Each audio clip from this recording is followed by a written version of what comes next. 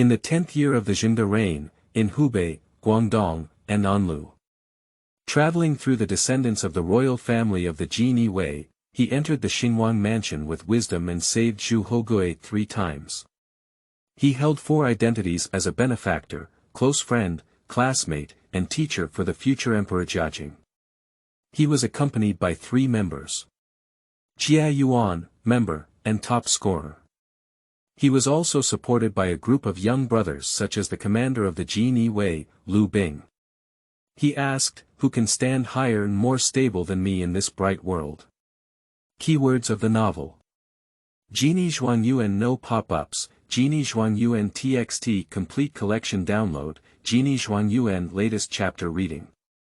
Chapter 1. Rebirth from the Fire. You are listening at novelfull.audio.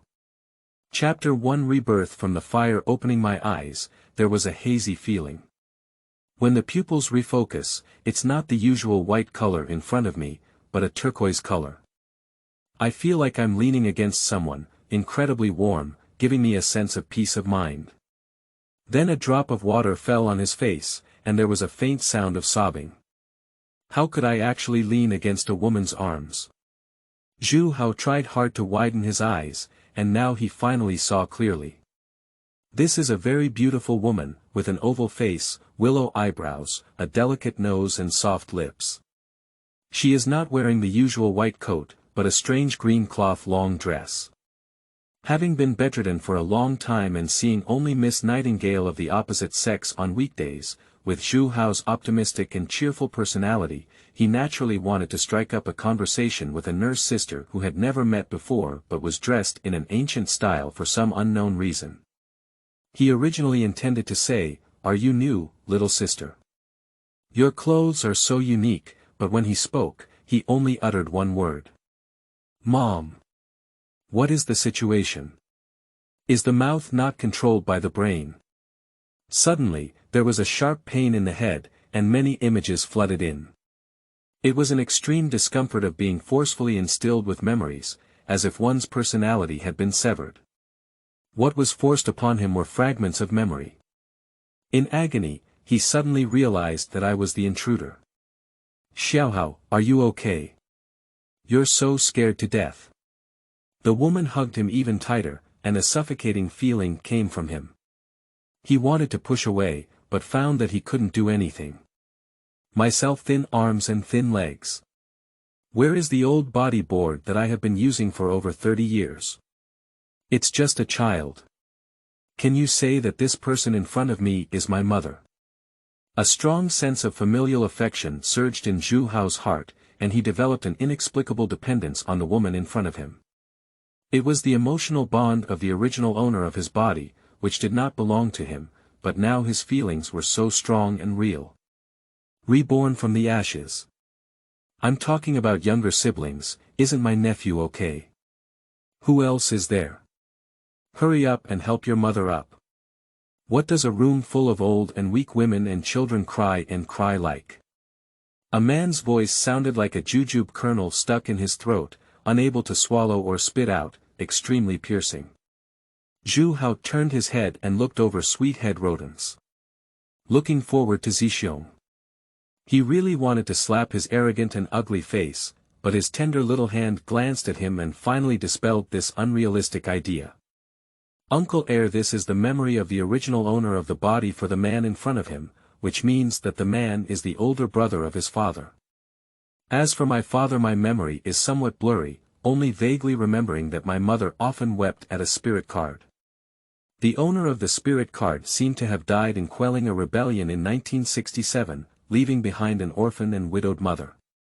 The 6-7 Rebellion. Zhu Hougui searched for useful clues from the depths of his memory. Isn't it the Ming Dynasty Lulu and Lu Qi uprising? That happened from the 5th to 7th year of Zhengde. According to the content of my mother's sobbing, my father passed away 2 years ago, so now it should not exceed 10 years of Zhengde. My mother's name is unknown, but outsiders call her Zhu Yang. In my memory, besides my mother and my legitimate son, my father also had a concubine and her daughter, who was also kneeling on the ground and crying with their heads in their arms. My mother and aunt are both in their 20s.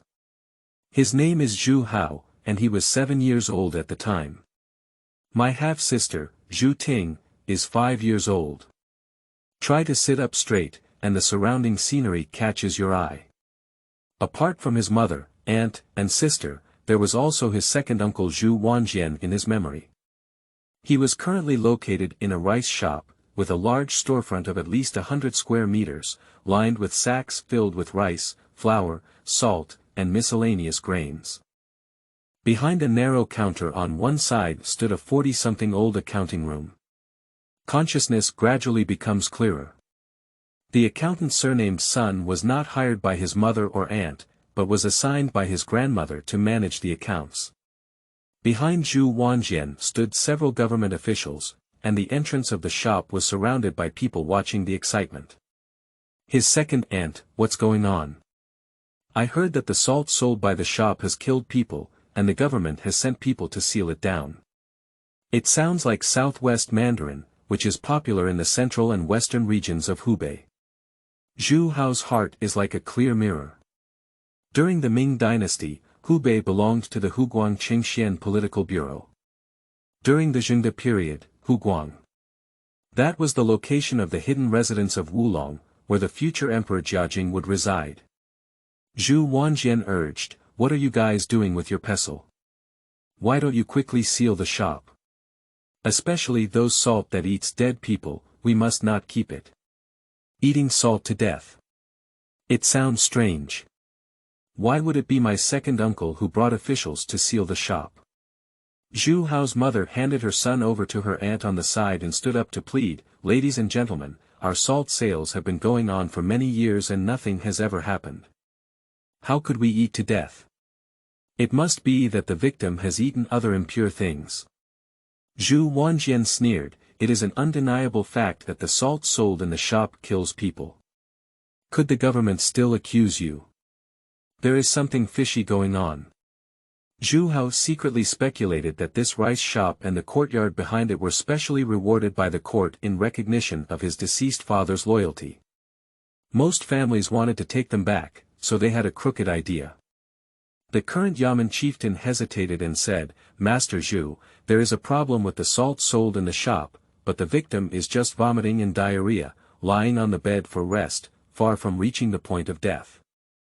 Seeing Zhu Wanjian's eyes almost burst into flames, the head of the Yamen messenger gritted his teeth and said, "Well, since the salt sold by the shop is out of order, the master of the supervisor of the county sent me to investigate the case, and I can't neglect my official duties. Madam Zhu, I'm offended. After speaking, I will come over to pick up the person." At this moment, Zhu Hao finally regained some strength. He broke free from his aunt's embrace and stepped forward, spreading his arms to block his mother, aunt, and sister. "No matter how small your body is, you still need to do your best. Are you just bullying the loyal officials' widows of the court, bullying an orphan and widowed mother like this? What is the law of heaven?" Zhu Hao almost roared out with heart-wrenching anger. Speaking these words, my heart suddenly broadened. Being bedridden for a long time, the feeling of powerlessness as life gradually withdrew from his body was extremely bad. Now he has regained his sense of vitality. The Yamen suddenly stood still. Zhu Wanjian was furious and said, "Are you still afraid of a mischievous child? Catch people, close down the shop." Zhu Haoshuan picked up the shoulder pole beside him and said, "I see who dares.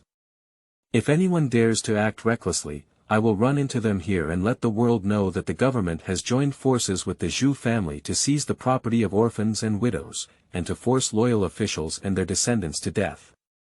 The head of the Yamen was very helpless and said, "Brother Hao, please bear with us. We have been ordered to handle things, please do not obstruct us." The bustling people cheered everywhere.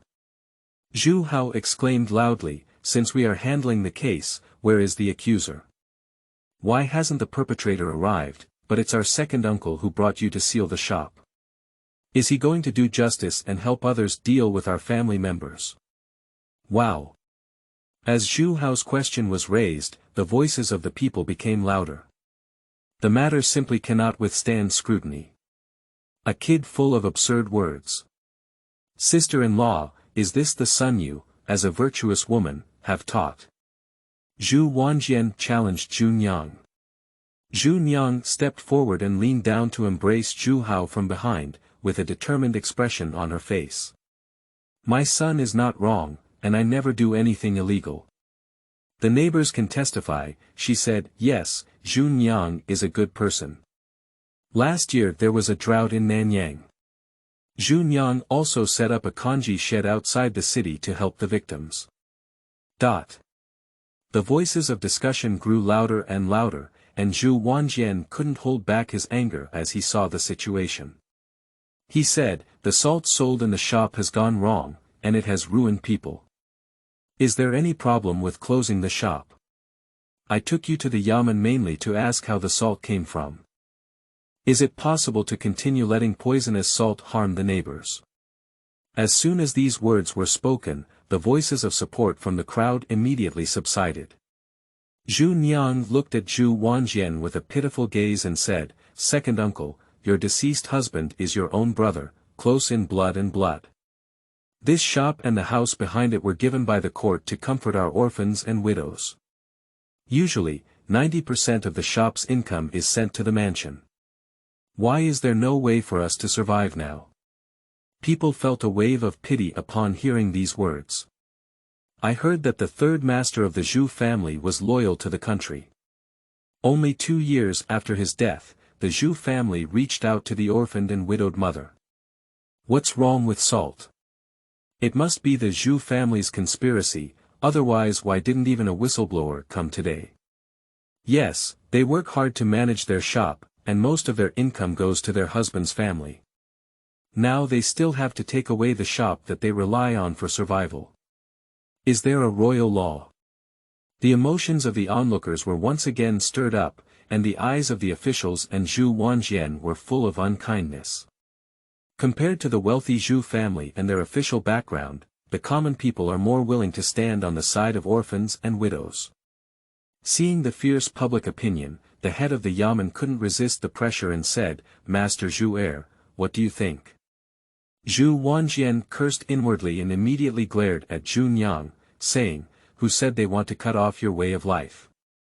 Can we still starve you to death when we return to the Zhu family? With so much land and houses in our family, we lack this little bit of you. Bringing officials to seal off the rice shop is not to ruin the reputation of the Zhu family. You women and children can ignore it, but if something happens to the shop, it's the family that gets scolded. I'm doing this all for the sake of the Zhu family's reputation. Zhu Nyang urgently said, the salt in the shop was bought by mortgaging the fields and houses and borrowing more than 100 taels of silver from outside. After sealing it up, how can we repay it? Zhu Wanjian sneered incessantly, who made you drink so much salt at once? If something goes wrong, will it make the government bend the law? It happens that you will return the farmland and house to your family, and they will repay your debts on your behalf. The picture is full of daggers. But for the onlookers, they claim to be thinking about their family's reputation, and even if they have doubts, they can only remain silent once again. The scene was completely silent. Seeing the situation irreparable, Zhu Hao suddenly pointed to the nearby accounting room and said, Officer, a few days ago I clearly saw that he sprinkled a white powder into the salt we sold. I don't know what it was. Was it his poison? The accountant's surname was Sun, and upon hearing this, he was shocked and said, Young master, don't talk nonsense. Where? Where is there? Do you still not admit it? You instructed me not to tell my mother and gave me a few yuan to buy sorghum. Zhu Hao spoke vividly. Previously, Zhu Nyang had declared that selling salt in the shop was not just a matter of 1 or 2 days. Coincidentally, something happened just a few days ago, and there must be someone playing tricks. It doesn't matter if the Zhu family is planning behind the scenes. Everyone knows that the orphan and widowed mother have a compassionate heart, and with Zhu Hao, a 7-year-old child, saying so many detailed things, it's hard for anyone to listen without bias. It must be him. This guy is so mischievous that he doesn't seem serious at first glance. How could a big man run into a widow's shop and become an accountant? Right, this person must not have a good heart. The onlookers rediscovered the object of condemnation. Sun Zhangfang was speechless and quickly sought help from Zhu Wanjian, saying, "Second master, you must make decisions for me." "I didn't do that." Zhu Hao sighed inwardly. This guy didn't see the situation clearly. Zhu Wanjian is eager to classify the poisoning of the shop. As an insignificant figure like Sun Zhangfang, who would you sacrifice if you don't sacrifice yourself in the face of major events? A few poor gentlemen have heard of it. My nephew admits personally that it was his shop's accounting room that poisoned the salt. Now, there is no problem with sealing the shop and withholding salt, right? Zhu Wanjian did not disappoint Zhu Hao's expectations and immediately hit the snake with the stick, insisting that Sun Wangfang had poisoned him. Zhu Hao glanced at the shocked Sun accounting firm, who had not yet understood how he became an abandoned child. The head of the government office breathed a sigh of relief and said, "Since that's the case, then let's seal it up." Zhu Niang looked bitter and said, "Official, since the salt being sold has been poisoned by Sun's accounting room, there should be no problem with the salt stored in the warehouse." Zhu Wanjian sneered, "It's hard to say if the salt in the warehouse is toxic. We need to bring people back to the yamen for detailed questioning before we can determine." "You can't keep the salt." Zhu Hao frowned and said, "If there is a problem with salt, then we can deduct it. But why seal the shop? We are all good citizens. Since there is a problem with salt, we are willing to destroy all the salt to prove our innocence." "Okay." The crowd cheered and applauded. Zhu Niang was surprised and said, "Xiaohao, what are you talking about?" Zhu Wanjian smiled smugly and said, "Big nephew, are you crazy? The salt has been seized by the government and there is still a chance to retrieve it. You insist on destroying it. Are you trying to destroy the evidence?"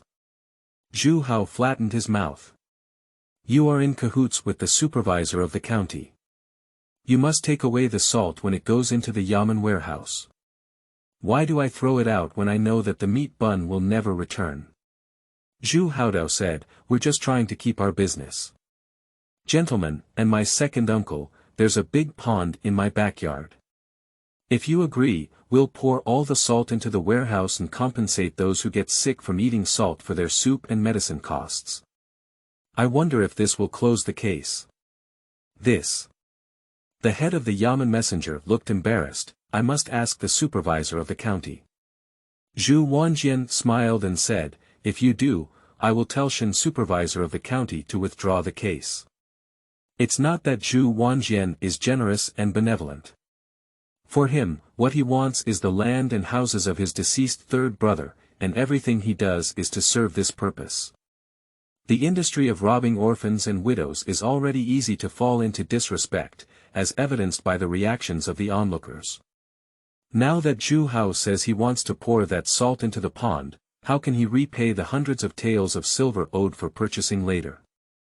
If it doesn't go up yet, the industry will eventually fall into the hands of the Zhu family. Who would let Zhu Wanjian handle a series of procedures such as purchasing goods and credit? We are just pushing you to the edge of the well. It is you who insist on jumping into the well, no wonder others have fallen into it. The head of the yamen said, "Master Zhu has said so, so let's follow what Brother Hao said. All the salt will be stored without leaving a grain." Zhu Wanjian suddenly realized something, "Pouring into your own pond, I'm afraid there might be a problem, it should be poured into the river." Zhu Hao said. "Second uncle, you said it had nothing to do with the case, but now why do you say it can influence the decision of the supervisor of the county? If salt is really toxic, how will neighbors get water to wash clothes and cook? Not all fish and shrimp died out. We pour it into our own pool, but we don't want to make too much impact. Do you think we can salvage the melted salt and sell it?" Zhu Wanjian secretly hated his hasty remarks. He said that he could let the supervisor of the county withdraw the case, which was obviously inconsistent with the situation initially described. Sure enough, the onlookers were whispering to each other again. Think again. As Zhu Hougui said. Nowadays, to turn the salt dissolved in the pool water into edible salt, it can only be cooked by the stove, and the cost of cooking tools such as firewood and iron pots cannot be borne by a few orphans and widows. Moreover, if salt is poured into the pond, even if it is fried, there will inevitably be many impurities. No one would be foolish enough to eat this kind of salt during the peaceful years. Okay. Zhu Wanjian agreed to this plan. Zhu Nyang pleaded, "Ladies and gentlemen, please be merciful. This is the last way for us orphans and widows to survive." The head of the yamen said, "Madam Zhu, this is a proposal from your father. If you do not agree to destroy the salt, we can only withhold it and seal the shop. You are a virtuous woman bestowed by the court, who will not do business or starve to death. You have also given birth to offspring for the Zhu family. The Zhu family is a noble family of the royal guards. How could you let your orphans and widows wander on the streets?" This statement makes sense. The onlookers nodded in agreement. What else did Zhu Nyang want to say? Zhu Hougui went over and tugged at his mother's sleeve. "Mother, leaving the Green Mountains behind is not afraid of running out of firewood. The most important thing is to keep the shop. If the shop is sealed off, then there will be nothing left. With the shop in hand, everything can be considered in the long run. New book upload, please provide more support, recommended tickets and bookmarks are beneficial." End of this chapter. Chapter 2. Small Courtyard Crisis. You are listening at novelfull.audio. Chapter 2 Small Courtyard Crisis. As in the memory of Zhu Hao's life, there is a large pond in the backyard that covers an area of 2 or 3 acres. This mansion is located in the south of Anlu city, adjacent to the Han River. It is a large mansion with 3 courtyards and commercial shops bestowed by the government. It was renovated from the official residences of 10,000 households in Hunan province, Jiangbei and other places during the previous dynasty. It covers a vast area and has a grand layout. The large pond was originally a lotus pond in the back garden, which has long been neglected and abandoned. After Zhu Hao's mother took over, she briefly renovated it and now it is just an ordinary reservoir. As the official carried bags of salt out of the warehouse and poured them into the pool in front of the people, Zhu Nyang and Li Ant's hearts were dripping with blood. Zhu Hao glanced at the salt particles scattered on the ground, just as he thought, the quality of official salt is just that these days, with a lot of impurities, let alone snow-white. Even if others don't play tricks with this type of salt, it's only a matter of time before people have problems eating it. There were over 200 pieces of rock salt left in the warehouse, all of which were poured into the pond. The water was covered with white salt splashes, and over 40,000 kilograms of salt could not be completely dissolved for a while. Upon seeing this, Zhu Wanjian immediately instructed the official to use a stick to probe into the pool water and stir, accelerating the dissolution of salt. Zhu Nyang and Li Anti sat on the ground, looking at the pool full of salt flowers, wanting to cry without tears. Zhu Wanjian walked up to his second daughter with a hint of pride in his expression. "Sisters and sisters, I'm doing this for your good. It's said that women can't show their faces casually, especially the third brother. You are a virtuous woman and will always be part of my Zhu family. Every word and action involves the face of the Zhu family. Don't blame the elder brother for not having any support. Everything is based on the interests of the family." Zhu Nyang did not respond. She had no intention of paying attention to this shameless second uncle. The neighbor who sneaked into the backyard couldn't stand it anymore and argued, "If something goes wrong with the shop, just don't come forward to help." They colluded with the government to make things difficult for their brother's orphan and widowed mother. How could they have the face to say it's for their good? Yeah, how could such a person have such thick skin? If the onlookers stand relatively neutral, their emotions are easily manipulated by others, but the neighbors who usually have close contact with Zhu Nyang and understand her character, at this time, they support the orphaned and widowed mother in this courtyard. Zhu Wanjian couldn't hold his pride and shouted loudly, "Who is talking nonsense on their tongues? When will it be your turn to gossip about the affairs of the Zhu family? Some people are indignant and indignant. If the shop is taken back by the Zhu family, no matter what profession I will do in the future, I will not come to visit. Yes, this kind of family that troubles orphans and widows, what kind of family is it? Stay away from it in the future." 1 hour later. 5 miles northeast of Changshu County, it is located outside a large estate, bordered by 100 acres of fertile land. Rice ripples like blue waves, and the roads are lined with lush trees. Under the shade of the trees, a carriage stopped in front of the vermilion-painted gate. After getting off the carriage, Zhu Wanjian entered the gate with a plaque hanging on it, surrounded by several servants, and went straight to the inner hall of the courtyard. A plaque reading, "Loyalty, Filial Piety, and Righteousness," hangs on the front of the inner hall. Below is a portrait of a military general wearing armor and holding a long spear. Beside the altar, an elderly woman in her 50s kneels on a bun with her back to the door, holding a Buddhist bead chain in her hand. She closes her eyes, twists the beads while muttering something. "Mom, I'm back." Zhu Wanjian walked behind the old woman, his face stretched out, and his pride and excitement were evident in his words. The old woman opened her eyes, stopped her work, stood up and respectfully bowed to the portrait before turning to look at her son. The old woman had a graceful face, but time had left its mark on her face, and a slight change in expression resulted in a horizontal wrinkle on her face. She is currently the de facto leader of the Zhu family, Zhu Jiashi. Has the shop and salt been successfully sealed off? Zhu Jiashi's face was calm, as if it was none of her business. Zhu Wanjian smiled and said, "It's not sealed, but all the salt from the warehouse has been poured into the backyard pond. The store has no salt to sell, and the creditors will come to demand it. We'll instigate them again and ask them to use the house that the court rewarded the third party with to offset the debt. It's absolutely safe. Good salt, why was it destroyed?" Zhu Jia's face was cold and stern. Zhu Wanjian was originally an invitation for credit. After listening to his mother's words, he quickly explained, "Mother, our goal is not to take back the shop and the 3 households in the mansion, as well as the dozens of acres of land owned by the third family outside the city. If the salt reaches the county government, what will the third wife do if she finds a way to get it back? This plan is to draw salaries from the bottom of the military." "All right.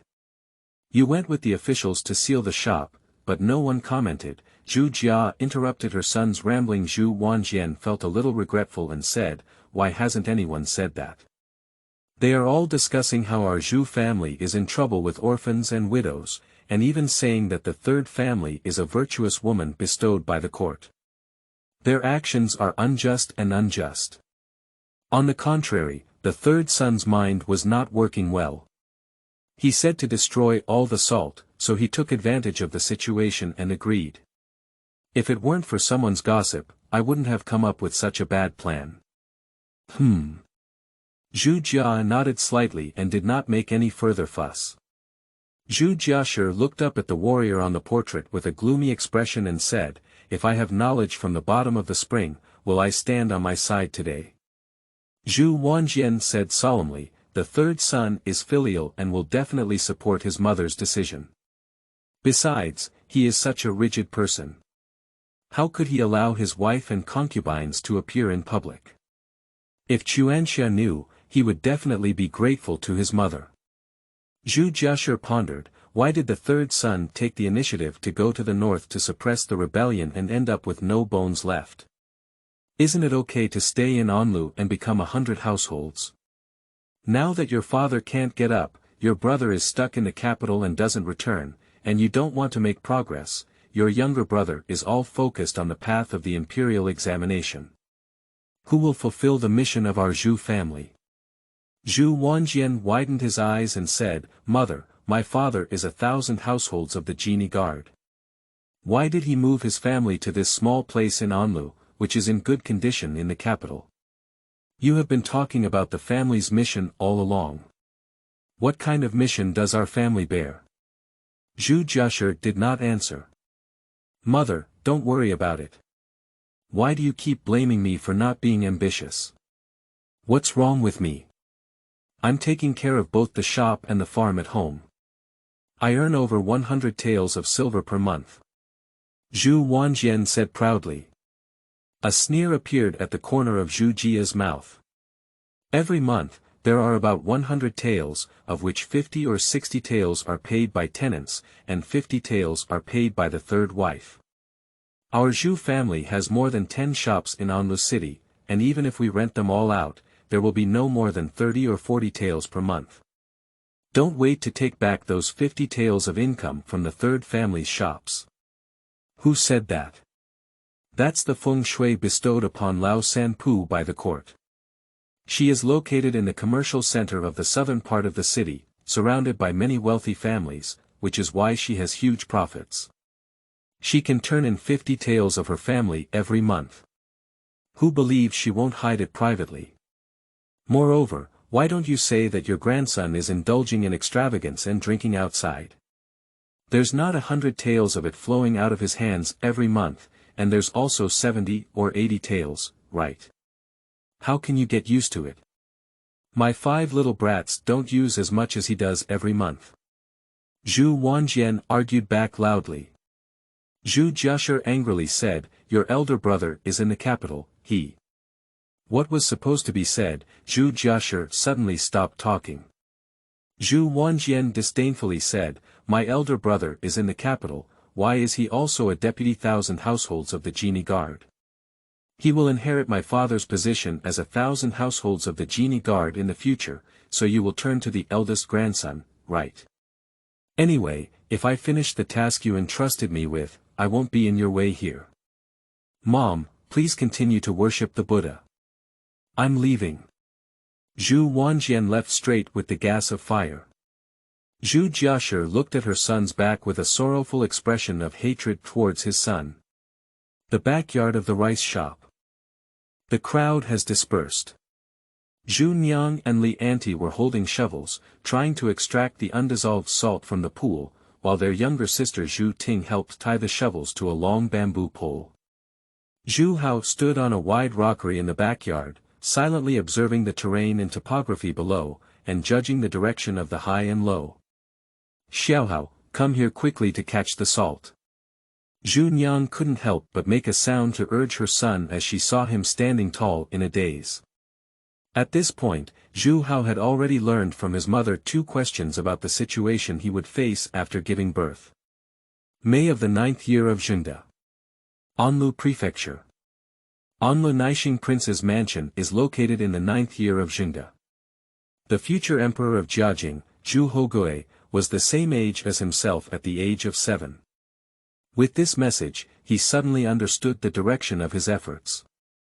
But the most urgent thing right now is to solve the current crisis in the small courtyard.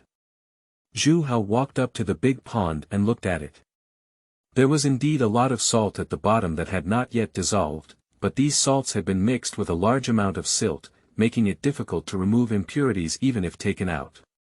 Mom, even if you can scoop out 1 or 2% of the salt with such a method, it's not clean. Who are we selling this impure salt to? If someone eats it wrong again, the money from selling salt may not be enough to cover the cost of the soup and medicine, right? The question raised by Zhu Hao ultimately shattered Zhu Nyang's hope. As my son said, selling salt would be of no help to external debt and may lead to even greater crises.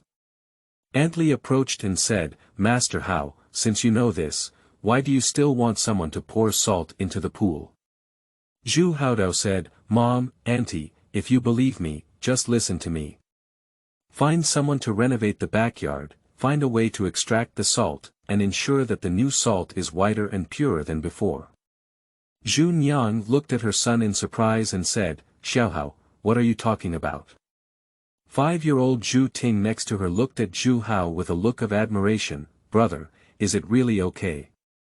Mom, I saw a method in an ancient book that can purify salt. Where did you read ancient books from? How could you read without enlightenment? It's like this, the book is full of pictures that describe the salt-making process in detail, which is easy to understand at a glance.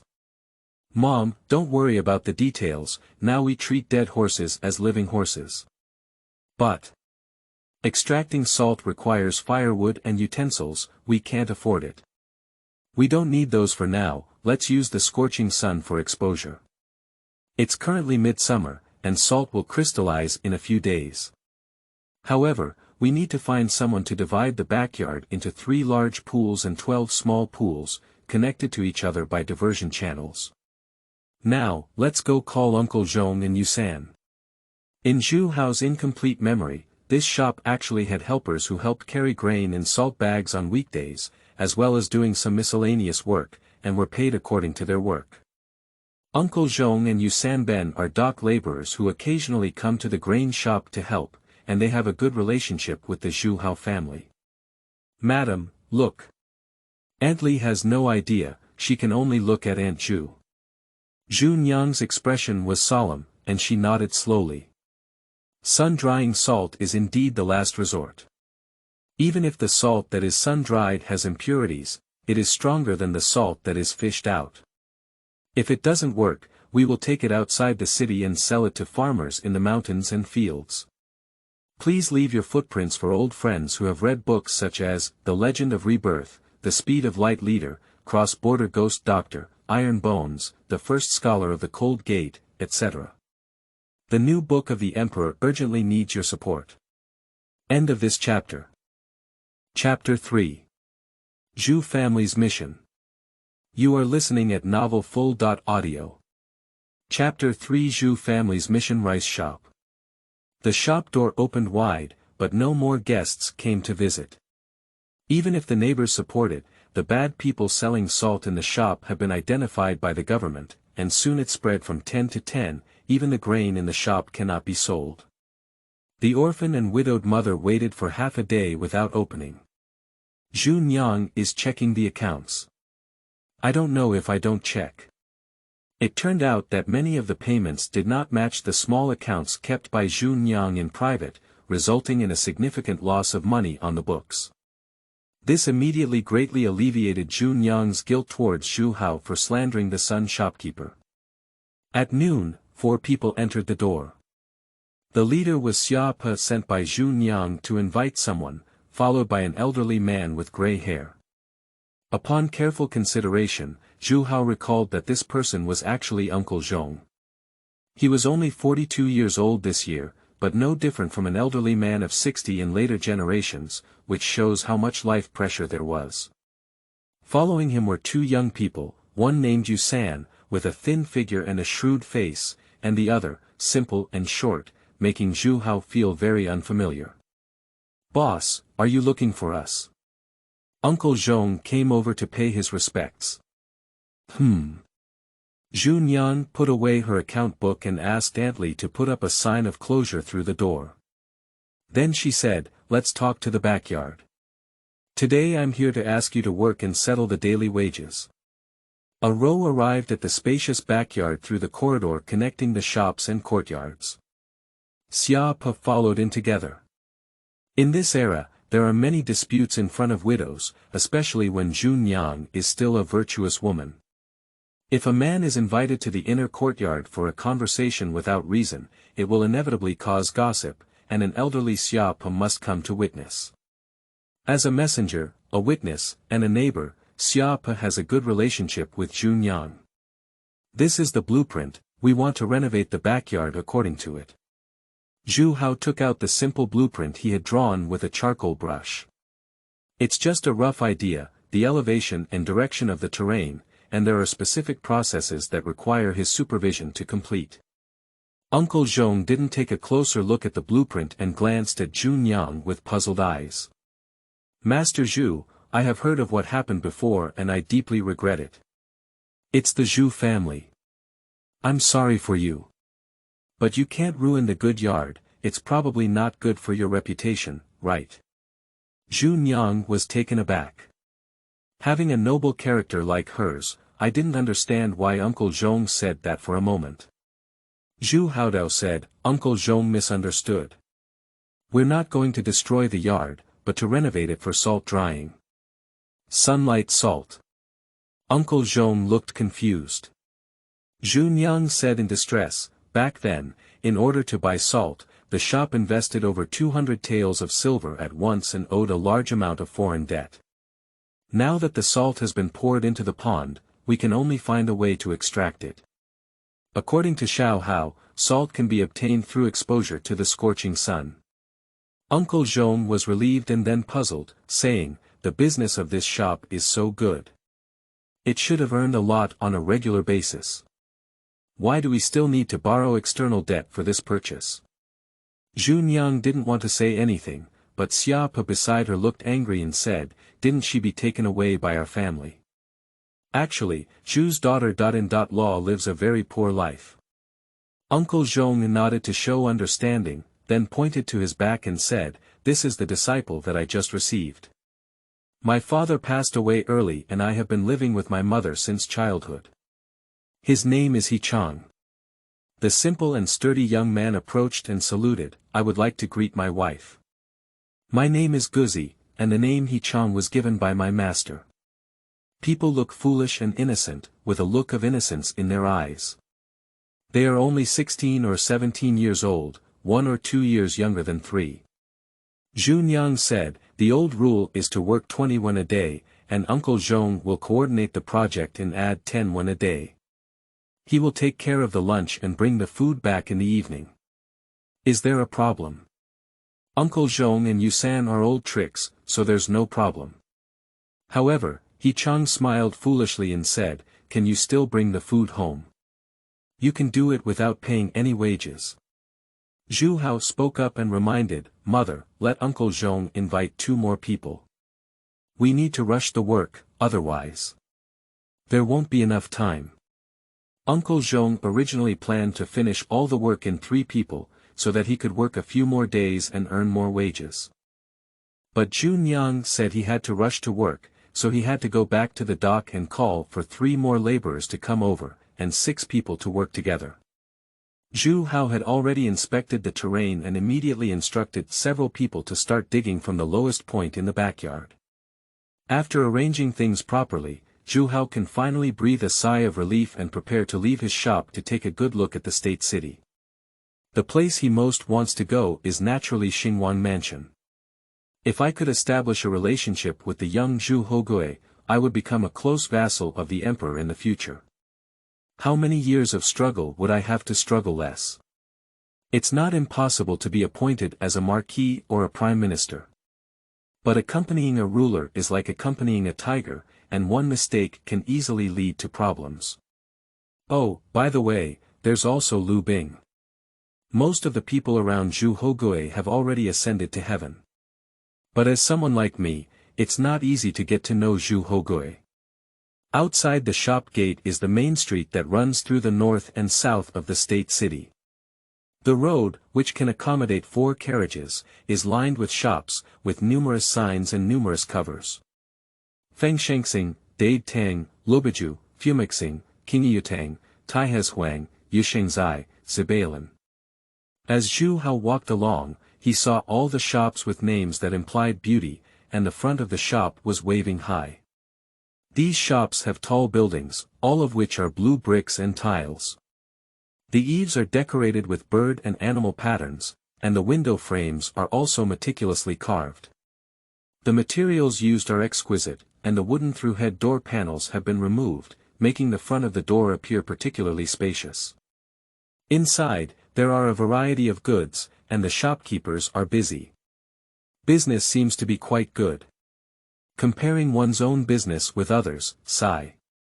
As Zhu Hao wandered around, he became less and less in mood. He decided to turn around and return to the shop to find that Zhu Nyang and Li Auntie at the counter were unhappy and seemed to be in trouble again. Mom, did something happen? Zhu Nyang nodded and said, when you go out, a creditor comes knocking on our door and asks us to repay the money. In fact, the debt is not yet due, but they heard that we destroyed the salt. They are afraid that we will default on our account and come to collect it in advance. Aunt Li said with a bitter face. They also said that if they don't pay back tomorrow, they will bring someone to cause trouble, and there may be even more trouble at that time. Zhu Hougui gave a faint smile. Debt collection is definitely a dirty trick done by the Zhu family. Mom, listen to me and have a good talk with the creditors. You tell them that repaying the money is not possible at the moment. If they want to make a fuss, they can do it. Bullying the court's bestowed housewives will make them feel better. Later, Zhu Hougui revealed his plan. Zhu Nyang's eyes widened as she listened, and she finally said, Xiao Hao, we really owe people money. It's only natural for us to owe money. It is only natural to repay the debt when it is due, but it is not allowed to do so in advance. Tell them not to think that we do not know that these debts were actually released by the Zhu family. Now that the Zhu family needs them, encourage them to come and demand payment. When the shop returns to the Zhu family, they will definitely cross the river and demolish the bridge. The Zhu family is so cruel to their own people that they will let the Zhu family's housewives cause trouble during the Zhu family festival. When the time comes, I'm afraid the benefits they receive may not be enough to compensate for the reputation loss of the Zhu family. Zhu Nyang and Li Ant exchanged a glance, indicating that what Zhu Hougui said was highly likely to happen. They just don't understand how Zhu Hougui came up with this harmful idea. Mother, we are going to divide and dissolve the relationship between the creditor and the Zhu family now.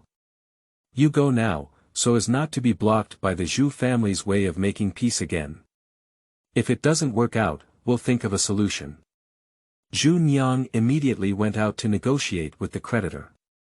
The creditors are all businesspeople who are part of the city and have a good relationship with Zhu Nyang. After listening to Zhu Nyang's analysis, everyone was shocked and sweated coldly. They expressed understanding and agreed to repay the debt when it was due. The rice shop escaped once again. Upon learning the news, Zhu Wanjian was furious and sought to report to Zhu Jiashe, but was stopped by butler Lu. Get out of the way. Zhu Wanjian angrily said. Steward Lu's attitude was resolute. The old lady is receiving the envoy of the royal guards from the capital, and no one is allowed to enter. You. Zhu Wanjian glared angrily. This housekeeper Lu was brought by Zhu Jiashe from his mother's family, belonging to the legitimate lineage. He manages all the household accounts, and Zhu Wanjian hates him. A good dog doesn't block the way.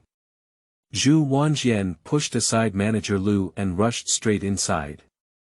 In the main hall, the old lady of the Zhu family, Zhu Jiashe, is meeting with 100 households of the Jinyi guard dressed in a flying fish suit with embroidered spring knives on their waist. This person's surname is Lin, around 30 years old, with a tall and imposing figure, exuding a heroic aura. Madam, this letter was delivered to Vice Minister Zhu Qianhu at the risk of killing his head. You should recognize the handwriting on it. After reading it, it should be burned immediately without leaving any trace, otherwise it will be of no benefit to me and the Zhu family. Lin Baihu is very cautious. Zhu Jiashe finished reading the letter and burned the paper with a candlelight at the altar. My son. How is he in the capital? Not very good. Lin Baihu shook his head and said, in the first year of his life, Zhu Fuqianhu was assigned to guard the imperial tomb by Zhang Yong and Zhang Gong's public security. He suffered a lot and gave a generous gift at the beginning of the year, which allowed him to be transferred back to the northern town governor's office. However, he still took on the arduous task of guarding the imperial edict and prison. Fortunately, even though he couldn't go back to his private residence every day, he still had a roof over his head. It was said that the news of the Zhu family returning to the capital in the past 2 years was not significant enough, and it was difficult to fulfill his duties, so. Sigh. Zhu Jiashe looked sorrowful and said, my Zhu family was ordered by the late emperor to stay in Hubei and Guangxi for 20 years. However, since King Xing arrived in Anlu, he has followed the rules and never interacted with court officials. How much news can my Zhu family send back to the capital? Lin Baihu understood the situation of the Zhu family and gave a bitter smile. Back then, eunuch Liang Fong and others from the imperial horse guards conspired with Consort Wan to depose the former emperor and establish a new king. The former emperor was still deeply concerned before his death, but now that his majesty has ascended the throne for a long time, there are no descendants left. The Empress Dowager is quite concerned about the affairs of Hubei and Guangxi, and has issued a decree to inquire multiple times this year. The Empress Dowager. Yes, your majesty has rarely inquired about King Xing's affairs today, but the Empress Dowager has a deep understanding of the past and often inquires about it. The superior has a message that if you want Zhu Fu Qianhu to guard the capital smoothly, you must start from King Xing's mansion. Lin Baihu clenched his fists and said, I have spoken my mind to this point. Zhu Jiashe stood up and said, okay, we'll send Lin Baihu back to the capital. The silver has been packed, you can send someone to take it with you. Just as I was about to leave, a sharp shout suddenly came from the door. How dare two small flags act recklessly in my Zhu family? My father is still 1,000 households of the royal guards. If you don't move away, I want you to look good. But the Jin Yi Wei brought by Lin Baihu blocked the door, making Zhu Wanjian, who was unable to break through, furious. The main hall door opens. Zhu Jiashe and Lin Baihu came out together. Lin Baihu clenched his fists again at Zhu Jiashe, without even saying goodbye, and then had someone carry the box out. Put down the box. Zhu Wanjian shouted angrily again. Zhu Jiashe was furious and said, Xiaozi, what's up with you here? If you don't make way, our family will take care of you. Zhu Wanjian is usually spoiled by the old lady, thinking that his father is bedridden and his brother is in Beijing, and he is the head of the family. Unexpectedly, my mother scolded me in front of outsiders without leaving any face. When Lin Baihu and his men left, Zhu Wanjian and Zhu Jiashe entered the main hall and immediately spoke up and questioned, Mother, who the hell is that? Why does he give him so much silver every time he comes back 2 or 3 times a year? Our Zhu family is not a good family. This matter has nothing to do with you. Zhu Jia's expression was cold and indifferent. Isn't it that big brother is also indulging in extravagance and drinking in the capital like his despicable son? Our Zhu family's annual harvest is only 1 or 2,000 taels, and the shop of the third family, with so much effort, can be sold for 1,000 taels. I don't want someone to bring it to Big Brother as soon as I change hands. Mother, your heart can't be so biased. Zhu Wanjian was emotionally agitated and felt that he had worked hard to manage his family business, but had been underestimated. Zhu Jiashe was furious and said, How much did your elder brother suffer from staying in the capital for these years? As a younger brother, he has no sympathy or mercy at all. Damn it, he's the deputy Qianhu of the royal guards, with a great reputation in the capital. I don't even think he's worth it. He'll endure hardship. Spending 1 or 2,000 taels of silver a year will make him suffer. If you're biased, then you can be biased. Don't make excuses to avoid him, Mom. I'll go. Mother and son parted ways unhappily. Zhu Jia stood at the door, watching her son's figure disappear behind the porch, with a calm face that remained silent. From Kongning, Ani, Shinshi to Zhuhao, a brand new life begins. Please support us both old and new friends. Thank you so much. End of this chapter. Chapter 4. Little Ghost in Chief. You are listening at novelfull.audio. Chapter 4. Little Ghost in Chief 3 days later. The backyard of the rice shop has been excavated almost, and currently, the bottom of the large and small pools is being laid with 3 layers of clay. Zhu Hao has not disclosed how to extract the salt. Zhu Hao understood that he couldn't tell Uncle Zhong and Yusan about the details of the beach sun-drying salt-making method. At noon, he finished supervising his work in the backyard and waited for a few servants to eat. When he arrived at the main hall, he saw Zhu Nyang talking to a mysterious and messy man for a while. Then the man left cautiously, looking guilty and guilty. Sun's accounting room was taken by the yamen, and the Zhu family was convinced that this shop was at its end and no one was sent to manage the accounts. For the past 3 days, Zhu Nyang had been personally taking care of the affairs on the counter. "Mom, do you have any business this morning?" Zhu Hao asked.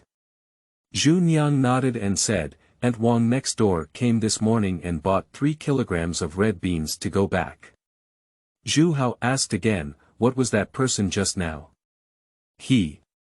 Zhu Nyang hesitated for a moment, as if she felt that her son had grown a lot recently, so she spoke frankly, "Those who sell private salt say they can supply salt to the shop at a low price, without having to buy too much at once, and even can settle with them after selling salt. Compared to official salt, even if private salt has poor quality, it is still accepted by the general public due to its affordability." Unable to eat salt, weak body, less whitehead Zhu Haodao said, "Mom, don't go into private salt. We are being watched by people now. Selling private salt can easily be reported, and we won't be able to explain it clearly then." Zhu Nyang smiled and lightly stroked her son's head, looking pleased. "Xiao Hao has grown up, and I understand the truth. Even if we are in dire straits, we cannot do anything that would damage your father's reputation and the reputation of the Zhu family. When I have money, I will definitely find a way to let you read, give you more knowledge, and have a beautiful future." That afternoon, the shop is still deserted. In the evening, when the backyard man left and the shop door was closed, Zhu Hao called Zhu Nyang and Li Auntie over. "Xiao Hao, what are you doing?" Zhu Nyang looked puzzled as her son lit the tung oil lamp and took out a bundle from the side. When the package was opened, Zhu Nyang and Li Aunt were surprised to find that there was actually salt inside. "Where did you get this from?" Zhu Nyang asked curiously. Zhu Haodao said, "This is a small sample I sun-dried myself. It was taken out of the brine from the pond and used the salt drying method we will soon implement on a large scale in the backyard to test and sun it on a small scale in the abandoned pool of the West Wing courtyard. Mom, take a look at the quality of this salt." Zhu Nyang gently twisted the salt grains and rubbed them with her thumb and index finger. The salt grains were snow-white and fine, even under the dim light of the tung oil lamp, one could still perceive that they were top-quality refined salt. Aunt Li was pleasantly surprised and said, "Madam, is this the legendary snowflake salt?" Without answering, Zhu Nyang loosened her slender hands and the salt grains fell back into her bundle. She turned her head and asked in a low voice, "Xiao Hao, is this really salt from the sun?" "Yes, mother. If we can produce this kind of salt, I wonder if there is a market."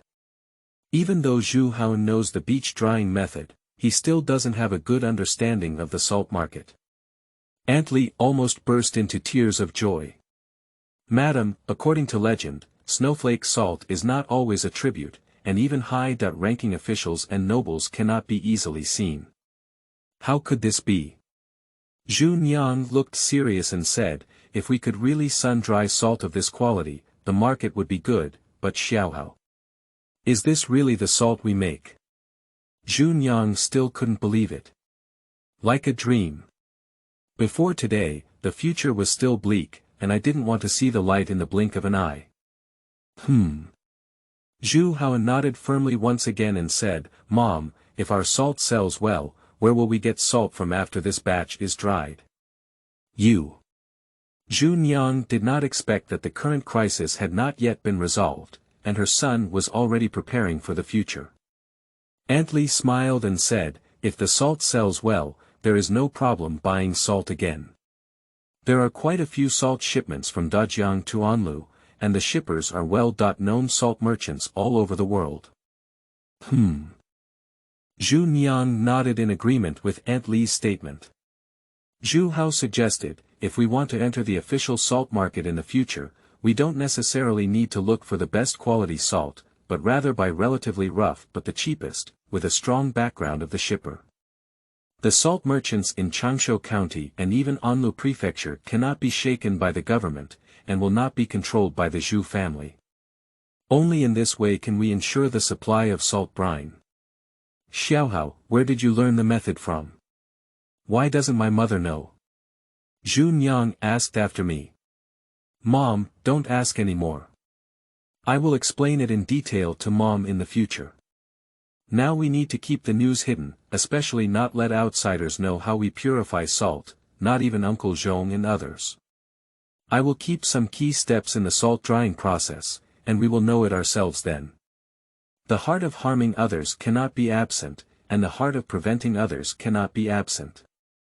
Aunt Li wiped the tears from her surprise at the corner of her eyes and said with a relieved expression, Madam, it's fortunate to have young Master Hao this time. Why don't I go out and buy some pork to improve my life? Speaking of which, I haven't had any meat or fish at home for quite some time now. Zhu Nyang nodded and said, Then I'll trouble you, sister. Speaking, he took out a small string of copper coins from his pocket and asked Aunt Li to take care of dinner. Songkai pork-filled dumplings. Pork has a size of about 1 kilogram.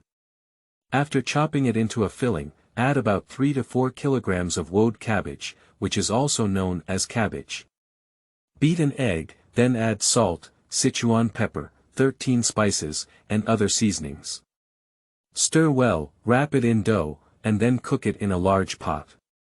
Each person scoops 30 to 40 dumplings into their bowl, dipping them in a sauce and vinegar mixture. It is considered the most delicious thing Zhu Hao has tasted since coming to this world, almost hooking up every craving bug in his stomach. Dumplings are made by Aunt Li and Zhu Ting. Zhu Ting is only 5 years old and is already a skilled chef. In the evening, the family had a meal of dumplings with Mimi and then discussed big plans under the tung oil lamp. Mom, we're going to start selling salt tomorrow, Zhu Hao said in his opening remarks. We can't sell it to the neighbors right now, even if we're selling snowflake salt. It's notorious for fermenting, and no one will come knocking on us. For now, we can only sell it to inns and restaurants in the city. Based on my investigation in the past 2 days, the buying and selling of official salt in the city has been monopolized by several commercial firms. Those inns and restaurants will not buy hundreds of stone salt at once like us, but can only buy high-priced salt in scattered quantities. We can provide low and high-quality official salt, and even if the government investigates, we can still bring out salt without any trouble. This is called a win-win situation, Mom. Zhu Hao has conducted market research before. This round of shop accidents is related to several official salt tycoons in the city joining forces to monopolize the market and raise the wholesale price threshold. Otherwise, Zhu Nyang would not have used 200 or 300 taels of silver to purchase goods at once, which would have affected the Zhu family's way. In the past, both shops and restaurants in the city were able to wholesale back to official salt at a unit of 400 pounds. Zhu Nyang found it difficult to make a decision at the moment. Aunt Li reminded, Madam, why don't you listen to Master Hao and give it a try? Zhu Nyang remained silent, just nodding. The next day, the shop remained open as usual, still neglected in the courtyard, under the care of Aunt Li. Zhu Hao and Zhu Nyang went to tea houses, taverns, inns and other shops in the city with intentions to purchase official salt to promote sales. But when the shopkeepers of these shops learned about Zhu Nyang's identity and the purpose of her visit, they didn't show a good face and all of them rushed out directly. By noon, not to mention negotiating business, not even a single family was willing to sit down and talk. Returning to the shop, Zhu Nyang felt a bit disheartened. Zhu Hao encouraged with a smile, Mom, don't lose heart. Let's go to the north of the city this afternoon and take a look. That's Wangfu Street, where there are many wealthy people. Maybe the shops over there will buy our refined salt. Aunt Li suddenly thought of something and looked at Aunt Zhu, Madam, isn't Mr. Song, the shopkeeper of the Yueli Pavilion restaurant in the west of the city, an old friend of ours? He's doing so much business, why don't we go and ask? Zhu Nyang was somewhat wary and said, this person does business by any means, using inferior products as good ones, and his reputation is not very good. After the official passed away, he had no further contact. Mother, regardless of whether this person is kind-hearted or not, the most important thing is for us to sell the salt. If we don't cooperate with him in the future, as long as we can get along now. At the critical moment of life and death, do you still care about how others do business? Sure enough, my late father's old friendship is still very prestigious. At least this is the first person who is willing to sit down and say a few words after Zhu Yang and her son have been running for a long time. As described by Zhu Yang, Song Yu, the owner of Yueli Pavilion, doesn't seem like a good person at first glance. He has a short stature, triangular eyes, a hooked nose, thin lips, and speaks with a cold and aloof demeanor that resists people from thousands of miles away. In his 30s, he looks like an old man on the brink of death. Third Madam, I'm sorry to inform you. Brother Zhongyan has passed away in the year of Xin Yan, and even if there is a spirit in heaven, I don't want you as a widow to come out and show your face, right? You even brought your child to talk about business. What's this? Zhu Yang didn't want to entangle too much with Song Yu. Upon hearing this, he felt like getting up and leaving. Zhu Hao tugged at Zhu Yang's sleeve and said with a smile, Uncle Song, I heard that you have a close relationship with your late father. In fact, our visit this time is to bring you stool. Big nephew, it doesn't seem like this is where you kids talk, right? Unexpectedly, he sternly scolded Zhu Hao. Boss Song really regards himself as an elder. Zhu Hao took out a small bundle from his arms, opened it, and revealed the refined salt inside. We're not here to borrow money, let alone to cause trouble for Uncle Song. We have top-quality official salt in our hands. Look, it's as white as snowflakes, only 16 per kilogram, which is a bit lower than the price of official salt on the market. It's a pity not to buy a batch of such good salt and store it back. At first, Song Yu appeared very resistant, probably because he heard about the plight of the orphaned and widowed mother of the Zhu family, thinking that the mother and son came to borrow money. When he looked at the salt provided by Zhu Hao, he immediately frowned. Madam San, where did this salt come from? Zhu Yang is about to export an explanation. Zhu Hao tugged at her sleeve again and stood up, saying, Uncle Song, this is the official salt we brought back. Don't you think private salt has such good quality? Or does Uncle Song think our salt source is not right? We have salt sources, and now city salt merchants only wholesale and not retail. Is it because Uncle Song wants to buy poor quality official salt from others at a high price of more than 21? If Zhu Hao wants to succeed in this business, he can only rely on profit. Are you running a restaurant by any means possible? We sell salt to you at a low price, you wouldn't be foolish enough not to accept it, would you? Song Yu immediately put on a smiling face and said, since it's about business, it's easy to negotiate. Who makes me and brother Zhongyan close friends? We've been hanging out since we were young, talking about everything. But the problem is, isn't the salt in your shop just going wrong? Who dares to buy your salt? It's a price of 16 . Upon hearing this, Zhu Yang had a certain expression and felt that it was negotiable. She was about to say something again. Zhu Hao appeared very strong and said ahead of time, Uncle Song, we only sell such good salt for 16 . If you still bargain, then it's really not fair. So we have to go to other places to ask. After a morning of discussion, several places have intentions to purchase. Impossible, right? Subconsciously, Song Yu felt that there was fraud involved.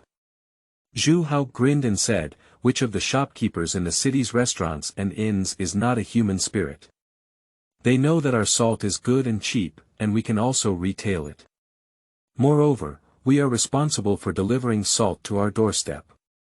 Placing such good salt on the counter for diners to see can almost be used as a sign for work. Isn't it foolish not to buy such good salt? Song Yu was originally full of confidence, but upon hearing Zhu Hao's words, his face instantly froze. Zhu Hao pulled his mother up and said, "Good wine doesn't fear deep alleys. We're selling it at this price now, but we're just facing some trouble. If we want to buy it at this price in the future, we won't sell it. Mom, let's go and take a look at another house." "Xiaohao, you." Zhu Nyang didn't expect to finally meet an interested customer, and her son was so determined to leave. "Oh my, third madam and big nephew, why are you so open-minded? We are old friends, and if you have difficulties, can I stand by and watch? Otherwise, we can pay the bill at the end of the month for a fixed price of 15 won. Mom, let's go." In the morning, even the shopkeeper said that 17 won is still settled. Even if he buys in small quantities, we can sell more. "Don't do it, don't do it. The 16 won silver goods are fully paid, and it's feasible to buy 100 pounds at a time. Let's talk about the first retail order like this." Zhu Nyang discussed the details of the supply with Song Yu in detail, and came out with her son. The sunlight shone on her face, adding a touch of brightness. New book seeking support, more recommended tickets and collections are beneficial. Thank you. End of this chapter. Chapter 5. Difficulty in starting everything. You are listening at novelfull.audio. Chapter 5. Difficulty in starting everything when it gets dark. Zhu Nyang and her son returned to the shop, and Aunt Li quickly came over to inquire, "Madam, is there any progress?" Zhu Nyang smiled and said, "Let's talk about the three families." Ah. Aunt Li didn't expect the progress to be so smooth. Zhu Nyang looked at her son with a loving gaze and smiled. "Thanks to Xiao Hao, he talked a lot during the conversation, but now we need to quickly supply salt." "Mom, there's no problem with the supply. In a few days, we'll start drying salt in large quantities. As long as the salt is good and the price is not high, there must be a market. Why don't we find more people to come and try to finish all the pools tomorrow? Take advantage of the rainy season and sun more salt." The family suddenly came to life. Sunbathing salt went surprisingly smoothly. 5 days later, the first batch of salt, about 300 to 400 pounds, had already been sun-dried. Moreover, based on the current progress, in the future, 300 to 400 kilograms of salt can be sun-dried every day, with more than 10 pools taking turns to store and drain water. Zhu Hao uses special techniques such as pushing and driving brine to produce excellent salt effects. When Zhu Nyang and Li Ant looked at the salt crystals harvested in front of them, they were both attracted by the sparkling crystals in the sunlight. "Mom, let's quickly grind it and send it to those ordering restaurants. Remember to pay and deliver it on your own. Besides, we may not be able to do it in the future and we need someone to come back and help. Water storage and drainage can actually be done by Professor Zhu Hao and Zhu Nyang. But when it comes to the final grinding and shipping, someone needs to help." Zhu Nyang understood the situation and nodded. "Tonight, let's go find Uncle Zhong and discuss whether they are willing to come to the house to do long-term work." Zhu Hao grinned and said, "Mom, we can actually find some healthy women to work at home, and maybe we can save a lot of money. Due to the backwardness of production tools, there is a huge gap in employment prices between male and female laborers in daiming. For the task at hand, it is entirely feasible to find capable women. Why do we have to find much more expensive male laborers? Xiaohao is right, I'll go now for my mother." Zhu Nyang saw the harvest in front of her and understood that sun-drying salt is something that depends on nature and cannot be delayed. The first batch of salt was successfully supplied. Retrieve the payment for the goods. The task of finding a healthy woman to work surprisingly went smoothly. According to Zhu Hao's suggestion, the women hired were all from villages outside the city. Women in typical rural households often dig and eat in the fields, working tirelessly every day without earning much money. Now that they have the opportunity to earn profits beyond the land, they naturally flock to it. As a rural woman, she already has strength and is simple, honest, and illiterate. She doesn't have much cunning, so she naturally doesn't have the ability to draw gourds and build her own salt pond to dry salt. If she hires them back, she doesn't have to worry about technical leakage. 4 people can come over tomorrow, and if needed, we can expand the number at any time. It's difficult for others to hire women to work in the city, but the situation here is different. Under the guise of being a frugal woman, Zhu Nyang naturally faced many inconveniences when coming out to do business. But hiring female workers is too convenient. Rural women naturally don't want to show off, but if they work at the Jiefu's house, no matter what they do, they can make their family feel at ease and won't let the villagers talk nonsense. This can be considered a special advantage that frugal women have. Mother, let's set up the storefront tomorrow. I'm talking about selling official salt, spreading the name and letting people know that our official salt is cheap and of good quality. Zhu Hao suggested.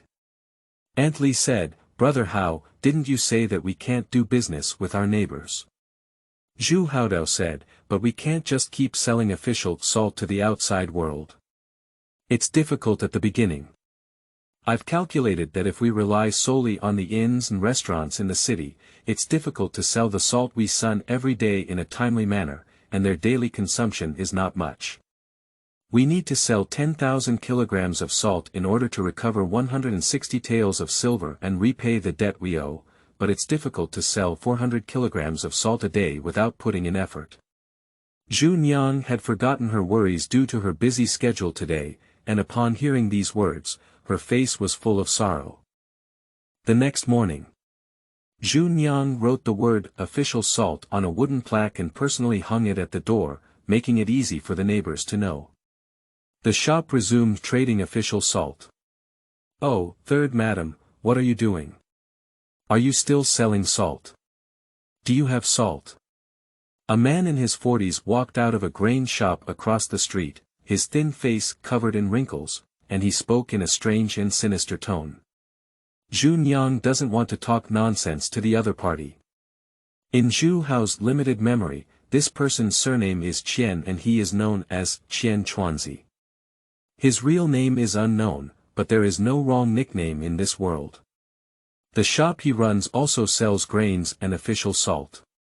He is usually jealous of Zhu Nyang's good business, and there is always a squeeze in his words. Zhu Hao smiled and said, Manager Qian, we sell our salt.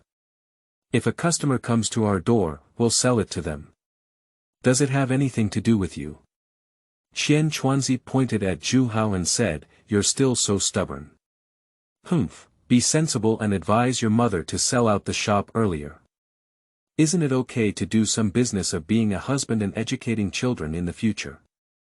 Oh, by the way, your mother doesn't have a husband right now. Her cheekbones are high, and killing a husband doesn't require a knife. Unfortunately, what a pity. Which pot is not opened and which pot is being picked up? Zhu Nyang is actually very beautiful, with a typical oval face and round cheekbones that support her face, giving her a three-dimensional sense of beauty and elegance. Zhu Nyang dragged Zhu Hao inside, and Zhu Hao turned around and questioned loudly, Aunt Qian has higher cheekbones than my mother. I wonder if she's also a coward. I must ask her in person. Pooh, you slick little devil. Qian Chuanzi cursed loudly. Zhu Hao spat out his tongue and made a funny face. Shoot your mouth, you won't lose if you lose. The shop has put up a sign, saying it will continue to sell official salt, but due to the previous government promotion of the shop's salt eating bad people, who will come to visit for a while. All morning, not to mention those who came to buy salt, those who came to buy grains were gone. But Zhu Hao is not worried. In the morning, Zhu Nyang took Uncle Zhong and Yusan to the inns and restaurants around the dock to negotiate the purchase and sale of official salt. They had ready-made snowflake salt in hand, which was disadvantageous. Zhu Hao and Aunt Li stayed to visit the store. The shop of the Qian family across the street was originally struggling with business, but as a result, the Zhu family's rice shop was in trouble, and the business of the Qian family's shop improved. Whenever a business is done, the money chain intentionally sends customers out of the store and then gives them a provocative glance, as if demonstrating. You see that your door is deserted, why don't you quickly close and close? But I didn't know that the salt drying and sales activities in the small courtyard were in full swing. God save face, it will be sunny for almost half a month, and under the scorching sun, there will be no delay in drying salt. However, the rainy season in Xingwang area is coming soon, and usually it will be cloudy and rainy in June and July. In order to extract the salt from the pool as soon as possible, Zhu Hougui personally took action. After all, he was the only one who knew the technique of rushing brine.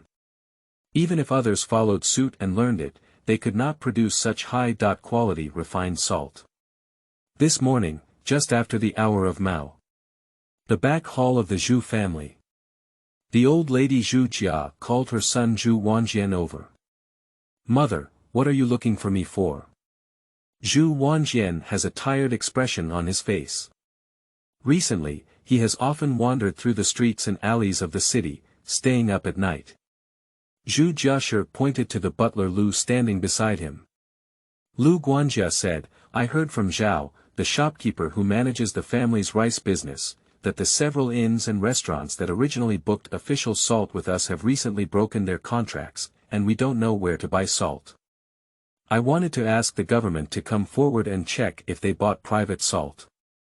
Later, I learned from some sources that they bought salt from the third lady's shop. Hee hee. Zhu Wanjian looked contemptuous and sneered repeatedly. Zhu Jia's face was cold and stern. What did you say? Che, I don't think it's a big deal. The hotels and restaurants that have cut off their orders seem to no longer want to do business. The salt from the third family is cheap, but the coarse salt extracted from the pool water can cause stomach problems. I'm afraid they'll have to come back to us and buy salt in a few days. After speaking, Zhu Wanjian glared angrily at Butler Lu. I blame the other party for not speaking for me, and I also feel that this person bypassed me and reported to the old lady, obviously not treating him as the head of the Zhu family. Zhu Jia waved her hand and said, bring the salt. Immediately, Butler Lu picked up a handful of snowflake salt from a small bundle placed on the nearby bookshelf. Seeing the quality of the salt, Zhu Wanjian widened his eyes and looked incredulous. Zhu Wanjian pinched a grain of salt and put it in his mouth, then looked at Zhu Jiashi in surprise and said, Mother, where did this salt come from? Not to mention Anlu, but even the whole Hubei province has never seen such good salt. Lu Guanjia said, the kitchen salt that was stolen from those inns and restaurants through the hands of the staff was bought back from the third lady. How could this be possible? Zhu Wanjian was completely confused. How do you explain this? Zhu Jia asked coldly, Mom, you heard the child say that the quality of this salt is so good that it's definitely not something that the third wife can get. We have a close relationship with the big salt merchants in the city, and if they have good salt, they won't want us to distribute it. There must be some fraud in this.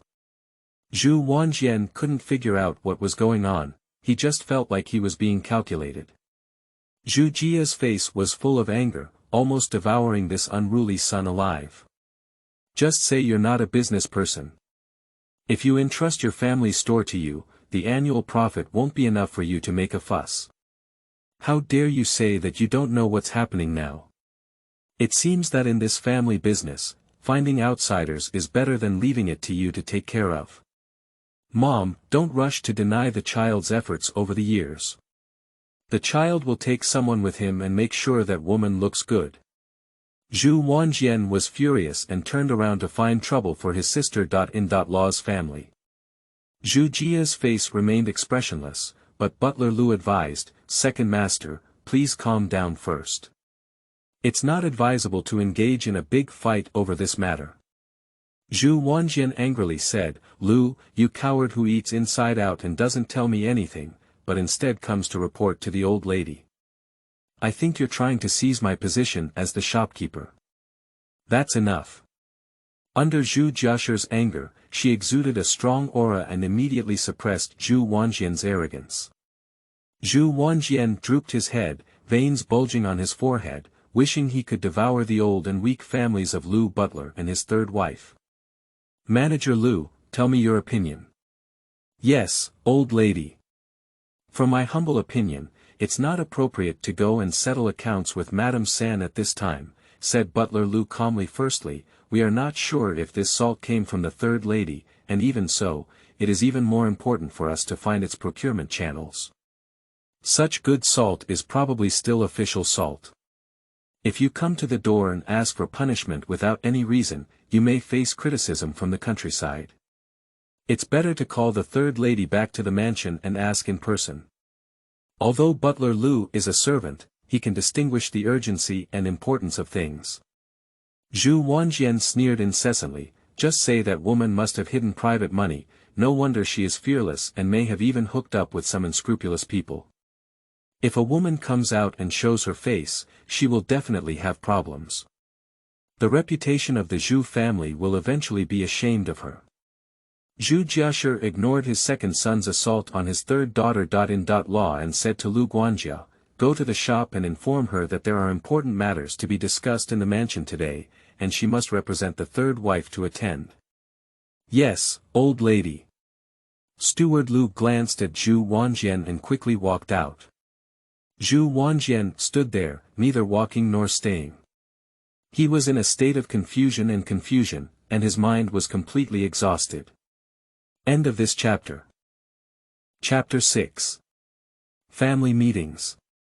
You are listening at novelfull.audio. Chapter 6 Family Meetings Zhu Mansion. A family meeting is about to take place. The old lady Zhu Jia sat upright in the main seat, with Jiang Yonghe, the wife of Zhu Wanhong, the eldest son of the Zhu family, and the daughter of Jiang Tao, the head of 1,000 households in Zhangzhou, northern Jili. Zhu Wanhong has been stranded in the capital for a long time without returning. Jiang Yonghe is known as the wife of the Zhu family, but in fact, all the matters of the Zhu family are under the control of her mother-in-law. She is usually low-key and rarely comes out to show her head or face. The representative of the second room is Zhu Wanjian. 3 rooms, Zhu Nyang. Fourth son Zhu Wanquan is at the banquet. Zhu Wanquan, who has just turned 20 this year and has been married for 3 years, is the only scholar in the Zhu family. He has already obtained the title of a scholar and is the hope of the Zhu family for entering the court through the imperial examination in the future. He usually does not involve the affairs of the Zhu family's imperial guards, nor does he interfere with the family's business. He just calmly prepares for the local examination. I called you here today to discuss important family matters. Zhu Jiashi asked housekeeper Lu to guard the entrance, and no one except the representatives of the Zhu family's rooms could approach the back hall. Zhu Wanjian glared fiercely at Zhu Nyang across from him and said, Nyang, speak up if you have anything. Zhu Jiashi said, my Zhu family was originally a royal family of the Jinyi in the capital. Our ancestors followed Emperor Taizong of the Ming dynasty for meritorious deeds in Jingnan and were given the imperial surname. Now, we have been living for 4 generations. In the early years of the Hongji reign, my Zhu family was trusted by Emperor Xiaozong and was ordered to move to Hubei, Guangdong, and Anlu. It has been over 20 years now. You are all descendants of the Zhu family. Do you know the mission of my Zhu family to stay in Anlu? Just ask the whole Zhu family a question. Only Jiang Yonghe had a calm expression, seemingly familiar with everything, but could not speak to outsiders. Zhu Jiashi said, actually, your Grand Duke was ordered by the former emperor to come to Hubei and supervise the Xingwang Mansion nearby, to prevent Xingwang from causing trouble. Ah! This news surprised everyone present inexplicably. As descendants of the Zhu family, even Zhu Wanjian and Zhu Wanquan are completely unaware of this. Mother, my Zhu family moved to Anlu to monitor King Xing. Zhu Wanjian was the first to feel confused. Zhu Jiashi shook her head slightly and sighed, time has passed, and I won't explain the specific reasons to you in detail. This announcement is just to let you know the mission of our family. Your Grand Duke couldn't get up after falling off a horse last year, and I don't know how long he can last. If he's not here, you younger generations will have to shoulder the mission. The old man gave birth to 4 sons, and the eldest should have stayed in Anlu to serve his parents and inherit the position of Qianhu of the Jinyi Guard from your Taidong in the future. Unfortunately, the second son was not up to par. He had a big fight with several Juzi over the flower leader and was impeached by the imperial censor for losing the position of Baihu of the Jinyi Guard, which was protected by his ancestors.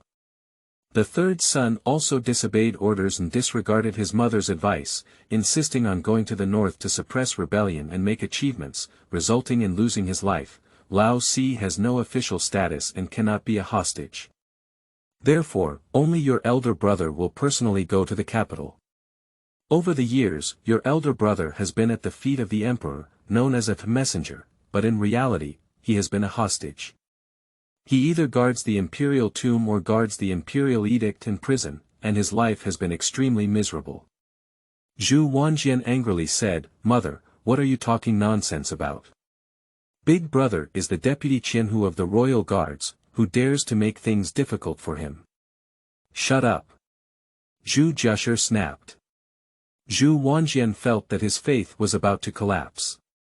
If it were true as Zhu Jiashe had said, Zhu Wanhong, the eldest son of the Zhu family, could have stayed in Anlu to carry out imperial duties, but unexpectedly, his plan was disrupted by himself and his deceased younger brother Zhu Jia continued. With the visit of the previous emperor and his ascension to the throne, things have come to an end. Our Zhu family no longer needs to bear a heavy mission. However, since we have no offspring, the dark tide in the court is surging, and our Zhu family's situation has once again become difficult. Zhu Wanjian frowned and said, "Mother, do you know what you're talking about? What's the relationship between the two?" Old 4 Zhu Wanquan, feeling lost in thought, took the initiative to explain for Zhu Jiashe.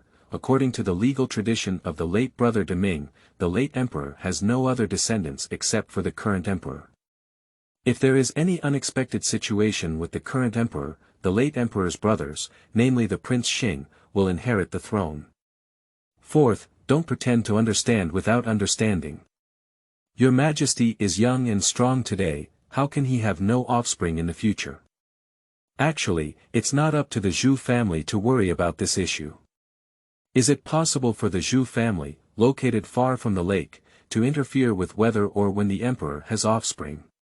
Zhu Jiashe said, "Your elder brother has suffered in the capital, and our family has had to move up and down for many years, spending countless silver coins. How could it be a drop in the bucket, a drop in the bucket, and a drop in the bucket? If we can have children as soon as possible today, everything may turn around. Otherwise, this bottomless hole will continue to be filled.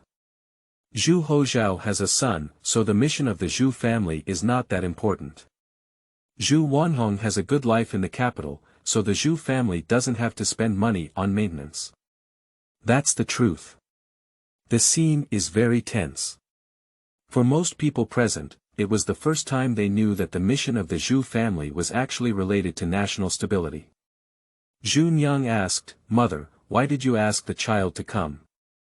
Zhu Jiashe's expression was calm and he said, "The Zhu family has been settled in Anlu for many years and has been blessed by the late emperor and the current empress dowager.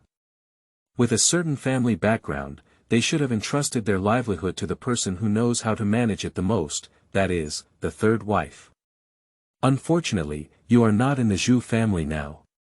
Mother." Upon hearing this, Zhu Wanjian was completely angry. Not only did he tell me that his family has a mission that I never knew about, but now he is directly saying at the family meeting that he wants to entrust the family business to his third wife, and he doesn't see me as his son. Zhu Nyang stood up and saluted, "How can I be virtuous? I am already a woman of the Zhu family, and the affairs of the Zhu family should be decided by my mother and uncle." Zhu Jiashe was very satisfied with her daughter-in-law's attitude. "My son passed away early, and the inheritance bestowed by the court was entrusted to your orphaned and widowed mother. As a mother, we cannot disregard the dignity of our family and take it back hastily. If you have difficulties, you must return to the Zhu family. The door of the Zhu family is always open for you. My mother has made the Zhu family's affairs public today, and I also want to tell you that before I have an heir, my Zhu family will inevitably have a lot of expenses to manage. Third wife, I heard recently that your shop has encountered some trouble. Do you have a solution?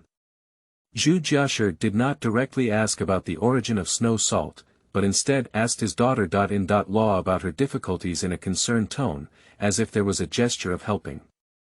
This is called courtesy before soldiers. Zhu Niang nodded and said, the predicament has been somewhat alleviated. How was that solved? Zhu Jiashi finally asked the main question. Zhu Niang hesitated for a moment. Before coming, Zhu Hao gave her a lesson to analyze the changes encountered in today's family meeting and discuss ways to deal with them.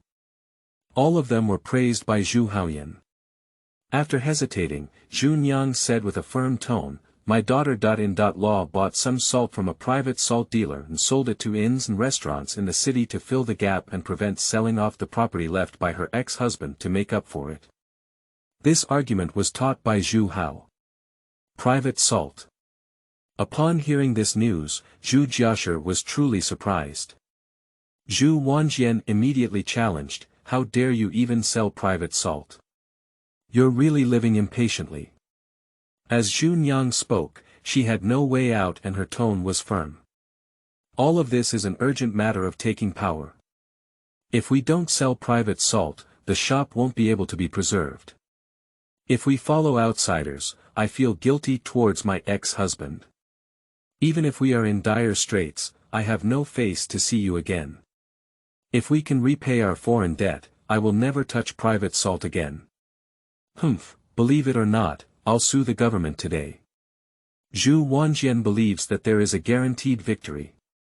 Daming has a clear definition of buying and selling salt. Regardless of whether the buyer or seller crosses the boundary, the salt they buy and sell belongs to private salt. The law of the Great Ming Dynasty states, anyone who sells smuggled salt shall have 100 sticks, and the apprentice shall serve 3 years. It is also said, those who violate the salt law shall have 80 sticks each, and the price of the salt goods shall be reduced by 1 grade. The handling can be said to be not serious. However, Zhu Jiashi extended her hand to interrupt her son's words, the aunt of the third son is indeed as responsible as my third son.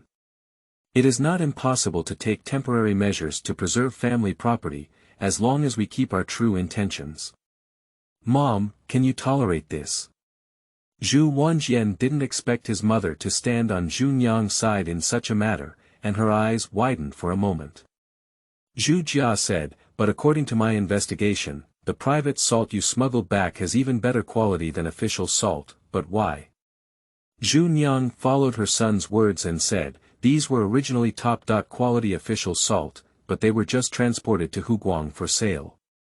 If the salt source was not in Huguang or there was no salt source, it would become private salt. The quality of the salt itself is very good, so these salts will not harm people. In addition, there is no need to buy hundreds of stone salts to sell at once, and there is still a credit for the goods, so the daughter-in-law can buy back some. Are you not afraid of accidents? Zhu Jiashi asked. Zhu Niang said, my daughter-in-law destroyed a lot of salt before, and the salt from those official salts still exists. Even if the government finds them, they can handle them without any preparation.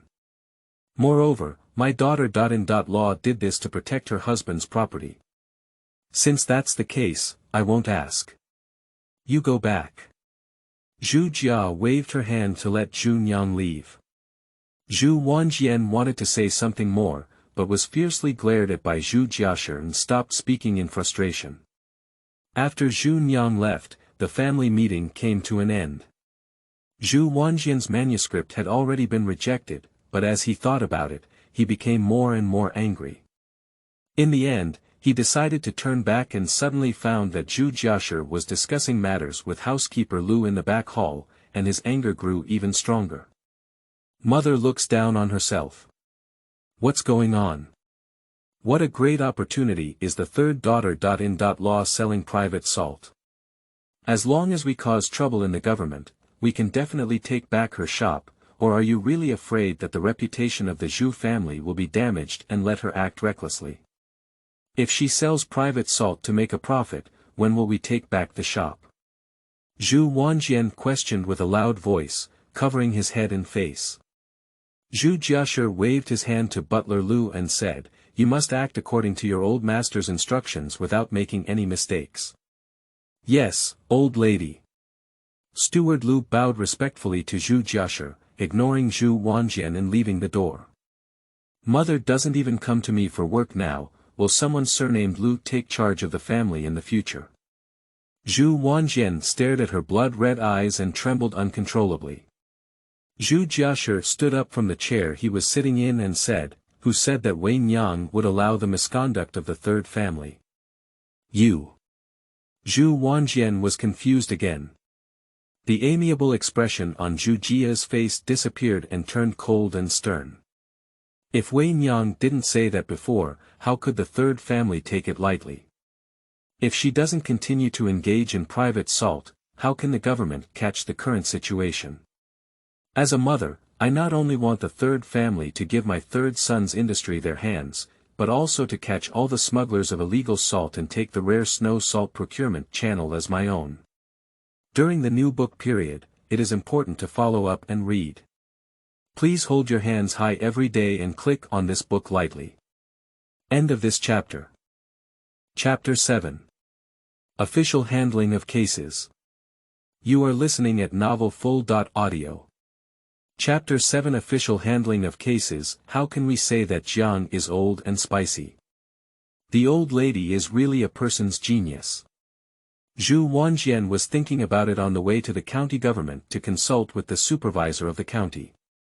The Zhu family didn't have to send a letter of thanks to the county government. After saying hello to the concierge, they could go to the wing room of the side yard and wait. Soon, the supervisor of the county of Changshu County came to see him. "Master Zhu, what brings you here?" Shenli felt a headache when he saw Zhu Wanjian. Previously, Zhu Wanjian came to report his younger siblings, intending to seize the inheritance of loyal officials and righteous martyrs. Although Shenli sent envoys to assist, he felt very frustrated.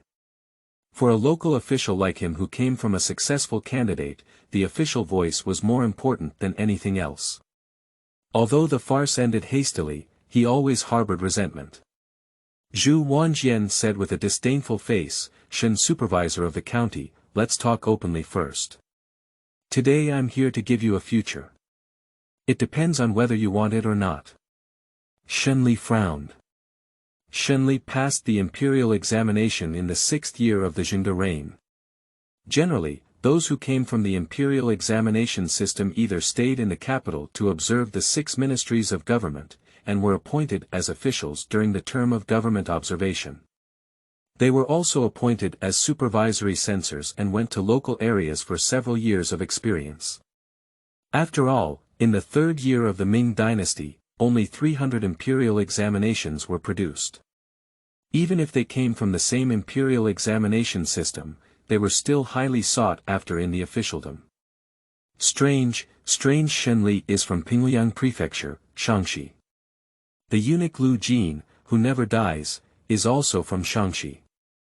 After Lu Jin's downfall in the 5th year of the Zhengde reign, the Shaanxi jinshi who were selected by the court in recent years fell into great trouble, and none of them had a good way out. As a fellow jinshi, Shenli waited 2 years before he was released from the post of supervisor of the county of Changshu County, a county attached to the state of Anlu. "Master Zhu, please don't make fun of me. Just explain your purpose," Shenli said coldly. Zhu Wanjian smiled and said, "Shen County Magistrate, my Zhu family is a noble family of the Jinyi Guard. My father is 1,000 households of the Jinyi Guard, and my brother is 1,000 households of the Deputy Governor of Beijing. My Zhu family is even closer to His Majesty today. If you help, we will not mistreat you. Moreover, this is to investigate a private salt case involving a huge amount of silver and money. If we can investigate it thoroughly, we can not only fill our pockets but also have a bright future. Shenli took a cold breath. He thought the Zhu family was coming to his door and asking him to send someone to do the dirty business of competing with Jiefu for property, but to his surprise, it was a crackdown on illegal salt. After the Ming salt policy changed from the grain opening method to the color folding method, in the 5th year of the Hongzhi reign, the national treasury was once full, but the following was a long period of salt policy chaos. If local officials can seize a huge amount of illegal salt, it can indeed greatly improve their political performance. Master Zhu, is the investigation of smuggling salt not under the jurisdiction of the royal guards? Shenli is skeptical and skeptical. Due to Zhu Wanjian's urinary habits, he was sent by a government official to rob Jiefu of his property before. Will he be kind enough to take him to investigate illegal salt and gain political achievements this time?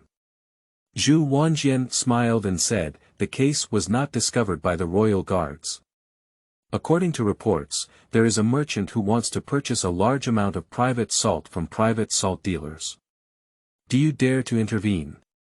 Shenli hesitated repeatedly inside, it's better to investigate thoroughly. Shenli is not a fool. He didn't understand why the Zhu family of the Jin Yi Wei didn't stay in the northern and southern capitals, but chose to settle in a corner like Huguang.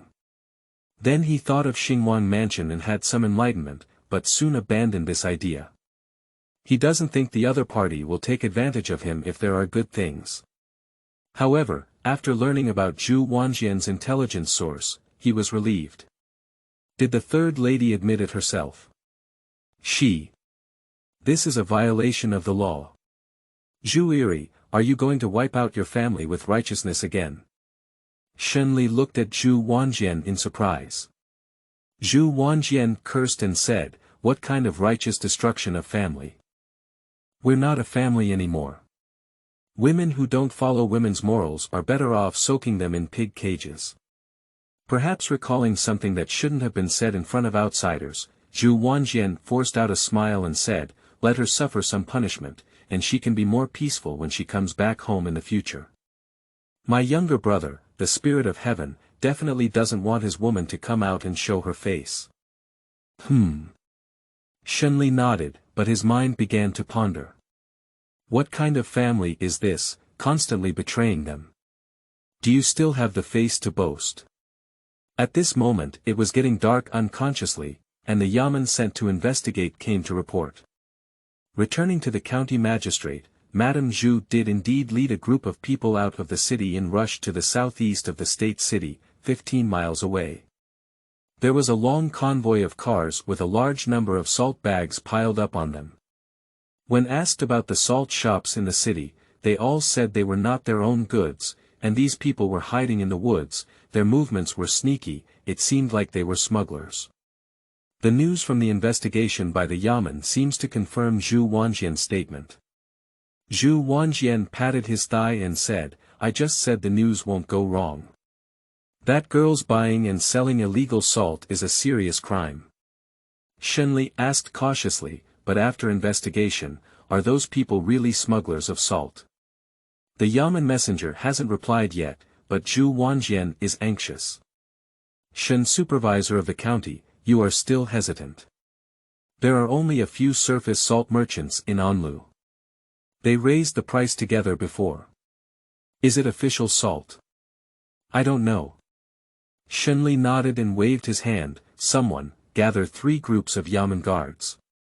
And then bring the people from the inspection department to follow me to capture the salt owl. If you encounter resistance, kill them. Upon seeing this scene, Zhu Wanjian's face showed a proud smile. Night falls. The Zhujia rice shop in the city has been separated by door panels for a long time. Zhu Nyang took Uncle Zhong, Yu San, and Guzi to buy salt, while Aunt Li was cooking with her daughter. Zhu Hao sat at a desk in the east wing of the courtyard, writing and drawing on a piece of paper with an oil lamp. Brother Hao, do you think it will go smoothly for Madam to go and get salt? On that day, Aunt Li was a bit restless, as Zhu Hao had grown a lot recently. In her spare time, she used a dependent tone to inquire. Zhu Hao put down the brush in his hand and smiled, of course. It won't go smoothly. If everything goes well, the Zhu family will bring their officials and catch up on their mother and the salt cellar. Ah! Upon hearing Zhu Hao's words, Anlu was taken aback and said, "Young master, why don't you quickly call madam back?" Zhu Haodao said, "Don't worry, my mother and I have already inquired about it. Selling salt to us is a big deal. He is the younger brother of Huang Zan, the newly appointed left governor of Hubei and Guangxi. Huang Zan has just been promoted from the position of right governor of Jiangxi this year. Will he let his brother-in-law fold here?" Anlu was completely confused. When Zhu Nyang returned from the Zhu mansion to discuss countermeasures with Zhu Hao, she was not present, but even if she participated, she couldn't understand the complex officialdom. Zhu Ting leaned over and asked with wide and cute eyes, "Brother, what is a political commissar?" Zhu Hao smiled and touched his sister's small head. The chief executive is the largest official on the ground in Hunan and Guangzhou, much more than supervisor of the county.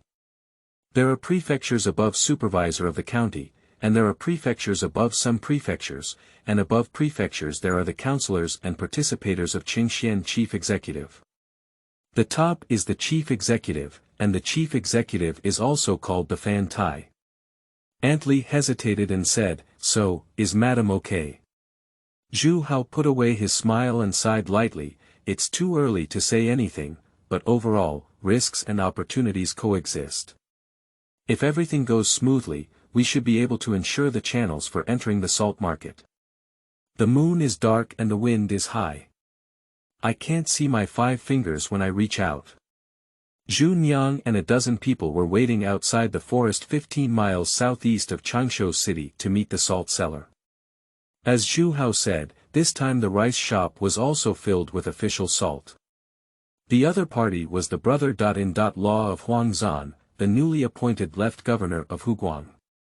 Huang Zan gained fame in history for resisting the rebellion of Prince Ning Zhu Qinhao. In January of the 9th year of Zhengde, he moved from Jiangxi's right governor to Huguang's left governor. To become an official, one needs money to manage turnover, and one must have white gloves around them. For example, during the Three Kingdoms period, the Mi family in Shuzhou dealt with Liu Bei, Hu Shuiyan dealt with Sui Zongtang in the late Qing dynasty, and Huang Zan's money bag was his brother-in-law. Wherever he went to become an official, his business channels were laid out. The least worrying business in this world is selling official salt, so shortly after taking office, Huang Zan arranged for his brother-in-law to shop in various prefectures of Hubei and Guangzhou. As a newcomer, Huang Zan needs to maintain his official voice and repeatedly remind his brother-in-law to keep a low profile when selling salt, in order to avoid provoking the censor and falling into trouble. "Here we go." Yu San suddenly pointed towards the distant torchlight and said urgently. Zhu Nyang immediately led someone to greet her. The opposite convoy has a large scale, with over a dozen carriages carrying official salt. A man in his 30s and 30s, dressed in a staff jacket, came over first. He didn't meet Zhu Nyang and complained, "I only bought 20 salt cans at once, and I have to abandon the waterway to deliver it here. Who will bear the cost of axle wear and tear?" At first glance, he is a businessman who is meticulous and skilled in calculation. Zhu Nyang quickly stepped forward to bow. "I have seen Su Dongzhu before." Previously, through an intermediary, Zhu Nyang learned that the other party's surname was Su Mingzigui, and she controlled a large commercial group, so she respectfully referred to her as Su Dongzhu. Su Shigui took a photo with a torch and asked in surprise, "Is it actually a woman?" "Rare, rare. Can you bring the silver?" Zhu Nyang said, "They are all on the back carriage." "Please count them, Lord Su Dong." Su Shigui waved his hand and said, "Simply weigh it, but let's say it first. Copper coins are depreciated at 98%, and silver is depreciated at 96%. Is that okay?" I not only want to demand the freight for abandoning the ship and leaving the carriage, but also want to deduct some from the discount. It's all rules, just follow what Su Dongzhu said. Zhu Nyang readily agreed. In this era of transactions, simply counting the payment for goods is very complicated. After all, whether it is copper or silver, the impurities contained are different. Whether it is receiving payments from the money shop or doing business payments, color folding is required. Silver weighing cannot be done using ordinary weighing scales, and a specialized weighing scale must be used. After a series of processes, it still takes less than half an hour just for handover at night. Delivery. At this moment, Zhu Wanjian, along with Shen Li and others, were on a nearby mountain, staring at everything that happened outside the forest under the shining torches. Shen Li solemnly asked the county magistrate on the side, judging from this posture, there shouldn't be any mistake, right? The county magistrate, who was born and raised in Changshu County, nodded upon hearing the words and said, 8 or 9 never leave 10. It's rare for official salt to be traded like this. Shen Li gritted his teeth and said, what are you waiting for? Hurry up and gather people to cover it up. Surround it in all directions, don't run away from the thieves, take down the heavy rewards. The officials and soldiers quickly mobilized and approached the forest. Zhu Hougui was originally known as a silver coin, but after proper handling, he was about to have someone carry the salt bag onto the carriage brought by Zhu Nyang when he suddenly felt an unusual atmosphere around him. Sir, we have the officials surrounding us. Su Sushi hurriedly came over to report. Zhu Hougui looked bewildered. Official? What official? Am I just representing the official? Who else has an official position larger than my brother? Law in the territory of Hubei and Guangdong. Immediately, a shout of killing came from not far away. Give up your weapons and don't kill, those who resist will be shot dead. Seeing a group of hands staring at each other from below, at a loss, Zhu Hougui raised his eyebrows and said, did some bandits impersonate the government to commit the crime? As soon as the words fell, the sound of horse hooves came. The inspection department sent more than 10 cavalry to charge ahead, and the yamen and soldiers rushed forward, taking down both sides that were currently trading. End of this chapter. Chapter 8. The Great Flood Washed the Dragon King Temple. You are listening at novelfull.audio. Chapter 8. The Great Flood washed the Dragon King Temple within the county government office. Shen Li, the supervisor of the county of Changshu County, only deployed the capture action, but did not visit the front line. At this point, he has returned to the county government with Zhu Wanjian to prepare for sharing the spoils. The county magistrate's face was full of excitement as he said, at present, 20 booths of illegal salt have been seized, weighing 8,000 pounds and loaded into 6 carts. Along the way, more than 10 ships of illegal salt have been found at the Han River Wharf. It has been reported to the governor and the Anlu Guard Command Office for joint investigation. Zhu Wanjian was drinking tea beside him. Hearing Yan's words, he said proudly, Shen supervisor of the county, you are not in vain today, are you? Shen Li stood up and arched his hand, relying on Zhu Iri. No need to be polite, let's talk about it first. Now that we have stolen goods, we still need to share them. How could the county government also share half of the more than 10 ships of illegal salt? Zhu Wanjian pinched his finger and calculated, hurry up, Zhu's family wants 4 ships and 200 to divert salt. Isn't that too much? Shen Li frowned at the words. Are you just providing intelligence and trying to divide the 4 ships of salt? According to the market price, it has already exceeded 1,000 taels. It's really a lion opening its mouth. Shen Li said, I still need to discuss with the governor before making a decision. Please go back and wait for the good news. Zhu Wanjian stood up, yawned, and waved his hand, saying, it's been a tiring night of trouble. There's something. My younger sister, I'm probably going to be taken to the county government prison soon. How much? Take care of it. At least it's a dowager bestowed by the court.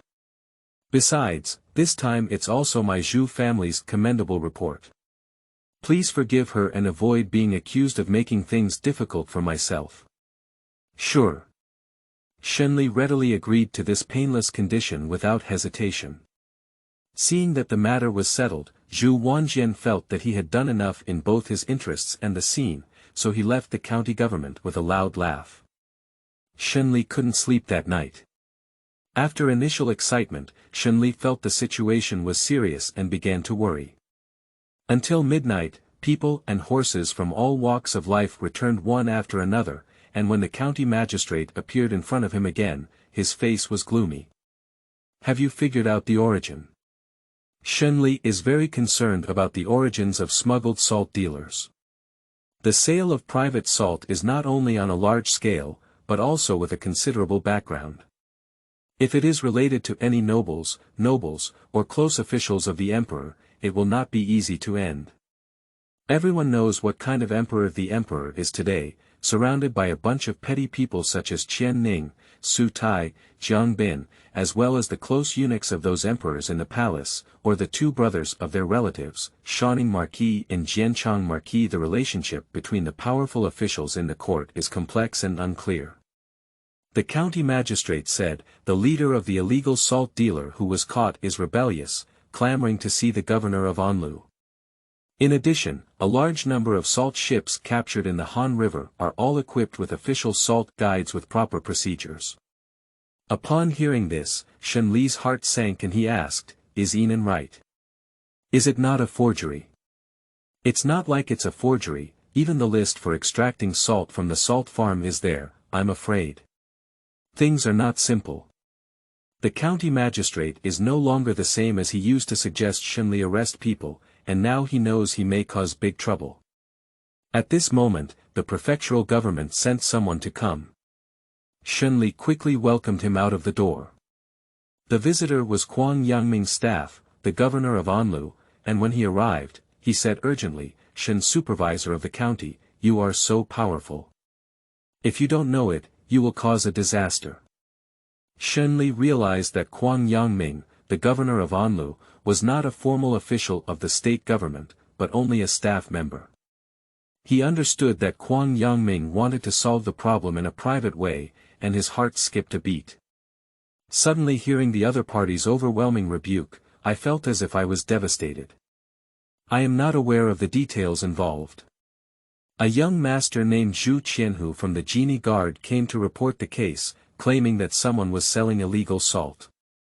After verification, I only dispatched personnel. Is there any misunderstanding among them? Shenli could only try to shift the responsibility onto others.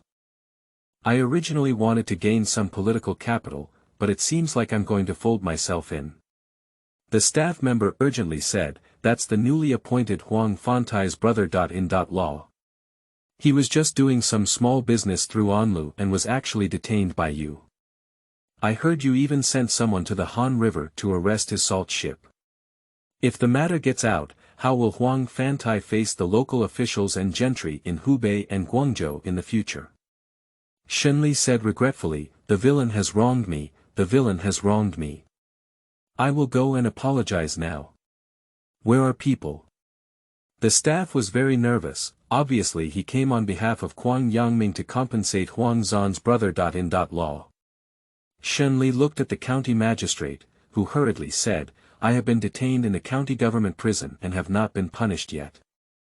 The staff had already taken a step forward, but upon hearing this, they turned around and glared angrily at Shenli, shouting, do you still want to be punished? It seems that you don't want the black hat on your head anymore. Zhu's rice shop. Zhu Hao and Anlu didn't sleep until midnight. Master Hao, why don't we send someone to the government to inquire about it? Waiting like this is not a solution. Anlu became anxious. She didn't have much knowledge, she just felt that the lady never came back, and the situation was mostly not small. If it caused official trouble, this small courtyard would completely disperse in the future. If it weren't for Zhun Yang's constant protection, with her beauty and current age, she would have been sold to someone as a concubine when she returned to the Zhu family. These days, if a concubine does not give birth to a son for her husband's family, she has no status to speak of. Zhu Hougui said, I saw the officers and soldiers riding horses through the crack in the door earlier. Let's wait a little longer. Zhu Ting couldn't resist going to bed early, and the two of them stayed behind the shop door until 4:30 watch when they finally heard familiar footsteps. Zhu Hougui carefully looked out through the crack in the door, and it was true that his mother had returned with Yu San and others. Mother. Zhu Hougui quickly opened the door panel and welcomed Aunt Li out together. When Zhu Nyang saw Zhu Hougui, she rushed over and hugged her son. Although I knew all the plans early on and was mentally prepared, as a woman's family, I was taken back to the city and taken to the county government. I also walked around in the cold prison cell, feeling like I was reincarnated. Zhu Hougui saw the people next to him looking at his mother and son, and quickly broke away from him. He clasped his fists and bowed deeply to his surroundings, saying, Uncle Zhong, today's matter has been difficult for you all. It may have caused some trouble, but we bought official salt, and the government cannot be unreasonable. Everyone, go back first. Today's hard work will not be reduced. Mom, I think it's better to double it. Zhu Nyang nodded and said, okay. Zhu Hougui said, tomorrow, everyone can come directly to the counter to collect the money. Tonight, go home and rest, after all, it's so late. Uncle Zhong and others were unaware of Zhu Hao's plan. After being taken down by the official, their souls were almost scared out. They now wished they could go back early and reunite with their families. The people outside quickly dispersed. Zhu Hougui took Zhu Nyang into the shop, closed the door panel, and then held his mother's hand to inquire, Mom, did the plan succeed? Under the dim-tung oil lamp, Zhu Nyang nodded with a determined expression. She had disheveled temples and some dirt on her clothes, looking disheveled, but had no time to care about her appearance. Aunt Li asked in confusion, Madam, what exactly happened? Zhu Nyang said, I followed Xiao Hao's advice and said during the family meeting that we bought private salt and didn't want to go buy salt tonight. The officials really showed up and even arrested us. Later, it was someone from the state government who asked us to be released. At this point, Zhu Nyang was still in shock.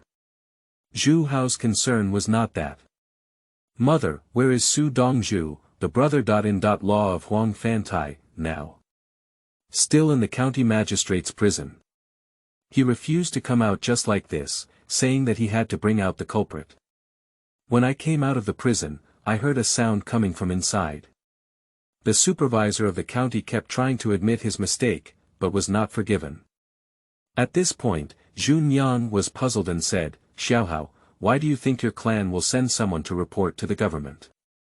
Mother, the Zhu family ignores family ties and repeatedly bullies our orphans and widows. What can't they do? I didn't mean to belittle them, but in my opinion, they can do even more despicable things in order to seize the inheritance left by their father. Didn't Mother say that the Zhu family is now short of money to go to the capital to work? Zhu Hao lightly patted Zhu Nyang's back and said, Nyang, you've been worried all day. Are you exhausted? Take a break earlier. Zhu Nyang felt a little uneasy and said, Xiaohao, if we offend Lord Su Dong like this, it won't be easy for our family to confess. If we turn back to the government to trouble the Zhu family, what should your grandmother blame us for? Zhu Hao smiled and said, Mother, we do legitimate business with Lord Su Dongzhu and are also victims.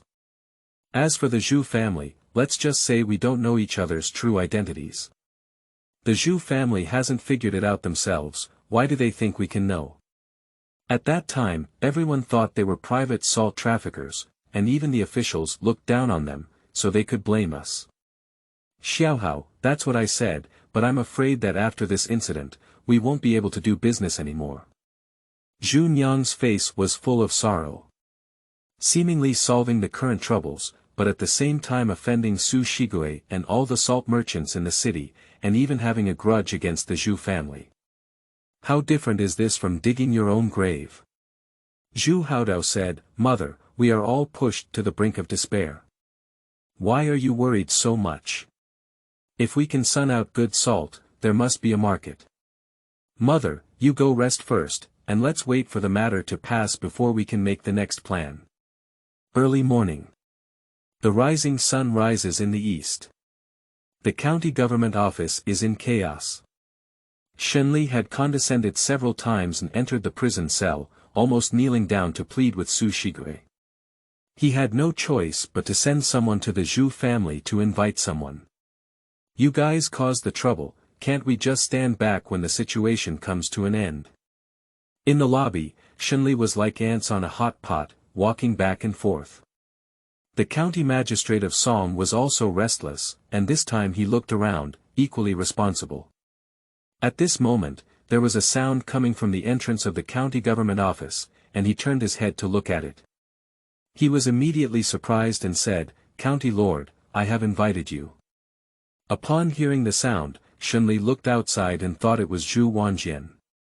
However, at a glance, he saw Zhu Jia, who was standing tall and upright. When he took office in Changshu County, he had visited the local kind-hearted Ren Wang. As a family of thousands of households in the Jin Yi Wei, he naturally went to visit the Zhu family. I wasn't entirely sure, but seeing Zhu Wanjian shrinking behind the old lady made me understand her identity. Zhu Wanjian's face turned pitch black, as the official approached with a demeanor of questioning someone. If it weren't for Zhu Jiasher, he might have been shackled now. Madam Zhu, how could you personally come? If there is a loss, welcome from afar. Shenli was in a state of anxiety and felt even more headache when he saw Zhu Jia's arrival. Zhu Jiasher solemnly said, My son misunderstood someone else, causing a misunderstanding between the county government and the relatives of Huang Fantai. I came here hoping to clarify the matter. I wonder where the Su Dongzhu is now. Shenli said in distress, I am still in prison and refuse to come out no matter how much I persuade. I insist on taking the culprit. I have no intention of holding Zhu Iri accountable, I just want to invite someone to explain it in person. Zhu Jiasher nodded and said, Then please kindly guide the way. Madam Zhu, you. Not only did Shenli not understand, but even the county magistrate beside him was very surprised. What they want to see is your son. You, as a mother, want to act as a mediator on behalf of others. Even the county magistrate cannot make things go smoothly, how dare you force yourself to stand up? I'm half dead and have nothing but a few contacts left. I hope I can help Shen supervisor of the county, Zhu explained. Shenli thought about it too. Although the husband of this old lady is bedridden, at least he is a hereditary member of the royal guards. It is said that he has a close relationship with the current emperor. Even the feudal lords should give him some face, right? Shenli hurriedly said, Someone, please guide the old lady. End of this chapter. Chapter 9. Cleaning up the troubles. You are listening at novelfull.audio.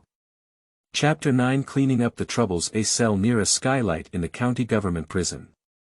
Zhu Hougui sat on a rattan chair, humming a tune, shaking his head and head, leisurely drinking tea. Master, let's take it as soon as it's good. If we make a big fuss, you won't be afraid of damaging our uncle's reputation. The nearby accounting room and several attendants were urging the master to stop in a timely manner. Zhu Hougui said with a smile, You are afraid, someone is more afraid than you. Do you think the supervisor of the county here doesn't want to be promoted? I insist on sitting here, not because I feel that I need to make up for my loss of face, but to figure out how much my face or my brother-in-law's face is worth. I don't know how to make the best of the situation when doing business. How can I get rich? Zhu Hougui drank a few cups of tea and was about to have the night pot delivered to his local place. Suddenly, he heard footsteps. He thought it was Shenli, the supervisor of the county, who had gone back, and immediately sat down with dignity. But it was an old woman, strolling leisurely like strolling in her backyard, entering the prison cell. Zhu Hougui, also known as a face on the scene, stood up and went to the prison gate. He looked at the elegant old lady in front of him and looked puzzled. Is the old lady? Zhu Jiashi nodded and said, I am the wife of Zhu Mingshan, a hereditary member of the royal guards. The person who previously reported the sale of illegal salt to the yamen was a dog. Zhu Hougui immediately shook his face and sneered, oh, I made a mistake. Can I come out and clean up the mess? Speaking. Before returning to the case, I poured myself another cup of tea, only to find that my urine was surging and I stopped there. Zhu Jiashi did not respond, but turned to the county magistrate of Song and said, May I speak to Lord Su Dong alone? This. Before Zhu Hougui could express himself, the county magistrate of Song hurriedly called out the prison guards and even took out the accountant and others who were imprisoned with Zhu Hougui. Soon, only Zhu Jiashi and Zhu Hougui were left in the cell. Madam, let's be frank. Apologies are something that can be avoided. Without a proper explanation, I won't go out. Zhu Houguy's attitude was indifferent and he did not have the interest to sit down and discuss with Zhu Jiashi. Zhu Jiashi sat down on a nearby bench without considering herself and wrote lightly, Su Dongzhu doesn't even want to give face to my Zhu family. Zhu Hougui thought that the other party was coming to admit their mistake, but to his surprise, the old lady put on a domineering posture when she came up, which not only puzzled him but also stimulated his competitiveness. Humph. I won't go out when the supervisor of the county comes to beg me. Do you dare to speak up and threaten? The Jinyi guard is a bully. How big can you be compared to a fiefdom on this land of Hubei?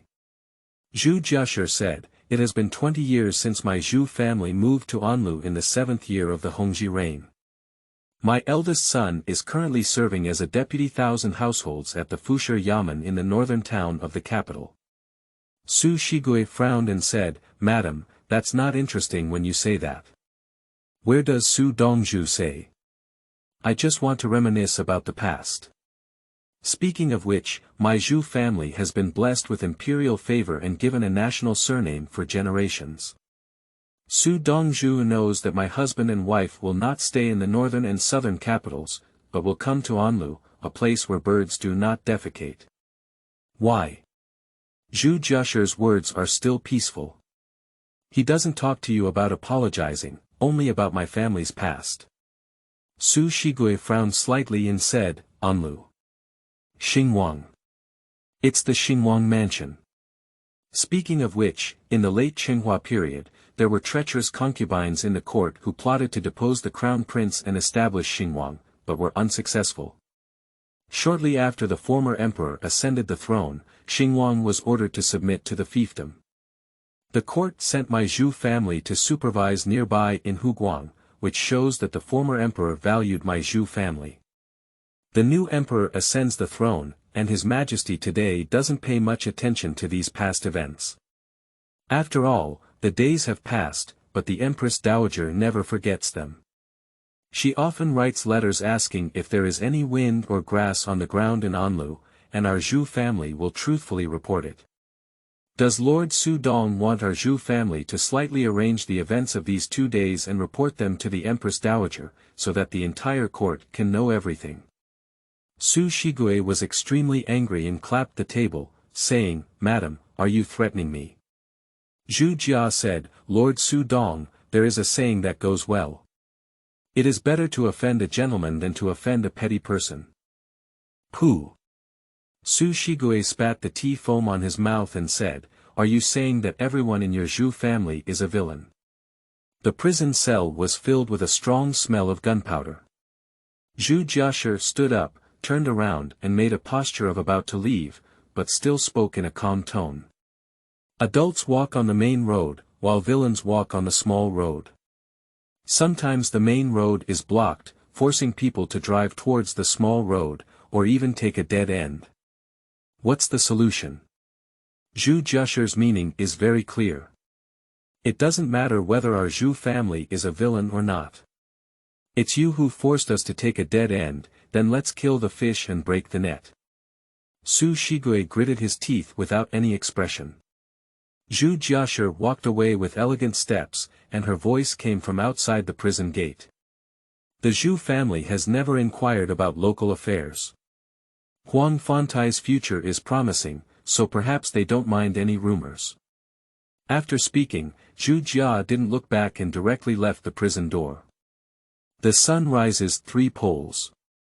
Zhu Jiashe came out of the cell.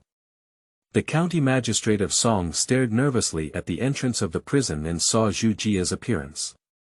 He didn't know what was happening inside, so he quickly approached with great intent to inquire. Zhu Jia waved her hand and said, "Goodbye, old man. My son, let's go." Zhu Wanjian was momentarily stunned at the words, but quickly followed to avoid being taken down by the government and accused of false accusation. The county magistrate of Song was supposed to stop him, but he saw Zhu Hougui slowly stepping out of the prison gate. "Su. Mr. Su, you can figure out that our supervisor of the county has prepared a surprise dinner and is waiting to be seated." The county magistrate of Song hurried to pay tribute. Zhu Hougui's face was gloomy as he looked at Zhu Jiashe's back and sneered, "Little Anlu is actually a land of hidden dragons and crouching tigers. It seems that in the future, we should try to avoid doing business as much as possible." Humph. He is not afraid of the local government. But if you have a bad relationship with the royal guards, especially those who can communicate with them, then the situation will be quite complicated. Zhu Jiashe had a statement in advance, and when we report it, we will never truthfully say it. Instead, we need to arrange it. If Zhu Hougui continues to do business, he dare not take the political future of his brother-in-law Huangzhan as a gamble. Su. Mr. Su, I don't know what Mrs. Zhu said to you just now. Song County Magistrate became curious and couldn't help but ask questions as he accompanied Zhu Hougui to the backyard of the county government. Zhu Hougui said angrily, "It's just that after a friendly communication, things will happen in the business world. Madame Zhu is skilled in calculation, so Su feels inferior." "Wait, where is the toilet?" Zhu Jia came out of the county government office with her son and steward Lu. She didn't get on the carriage, walked south with a calm face, and the carriage consciously followed behind. "Mother, what did you say to that person surnamed Su? Let's just leave like this. Aren't you afraid the government will come back and cause trouble?" Zhu Wanjian still hesitated whether the government will settle the accounts in the autumn. Zhu Jiashe glanced at him and said, "If my Zhu family doesn't even have this face, how can we establish a foothold in Anlu? Without further ado, let's go to the shop of the third family with Wei Nyang."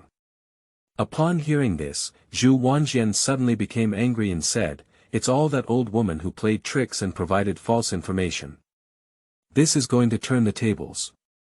It seems like we won't strip her alive this time. Mom, you must vent your anger on me." Zhu Jiashe ignored him and his face was uncertain. Zhu Wanjian was also very unhappy. "Who asked me to report to the government yesterday? It's clear that your old lady caused the trouble, so it's not worth making me bear the blame. You're still making a bad face."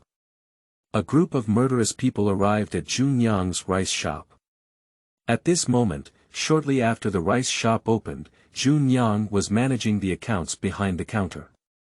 Upon seeing Zhu Jia's presence, she quickly welcomed her to the door and said, "Mom, how did you come?" My daughter-in-law didn't have time to greet her far away. Zhu Nyang took a step forward into the shop, looked around, didn't go to the counter, just walked towards the chair set aside, and sat down, as if there was no intention of dominating. "It's okay, I just went to the county government and came over to take a look."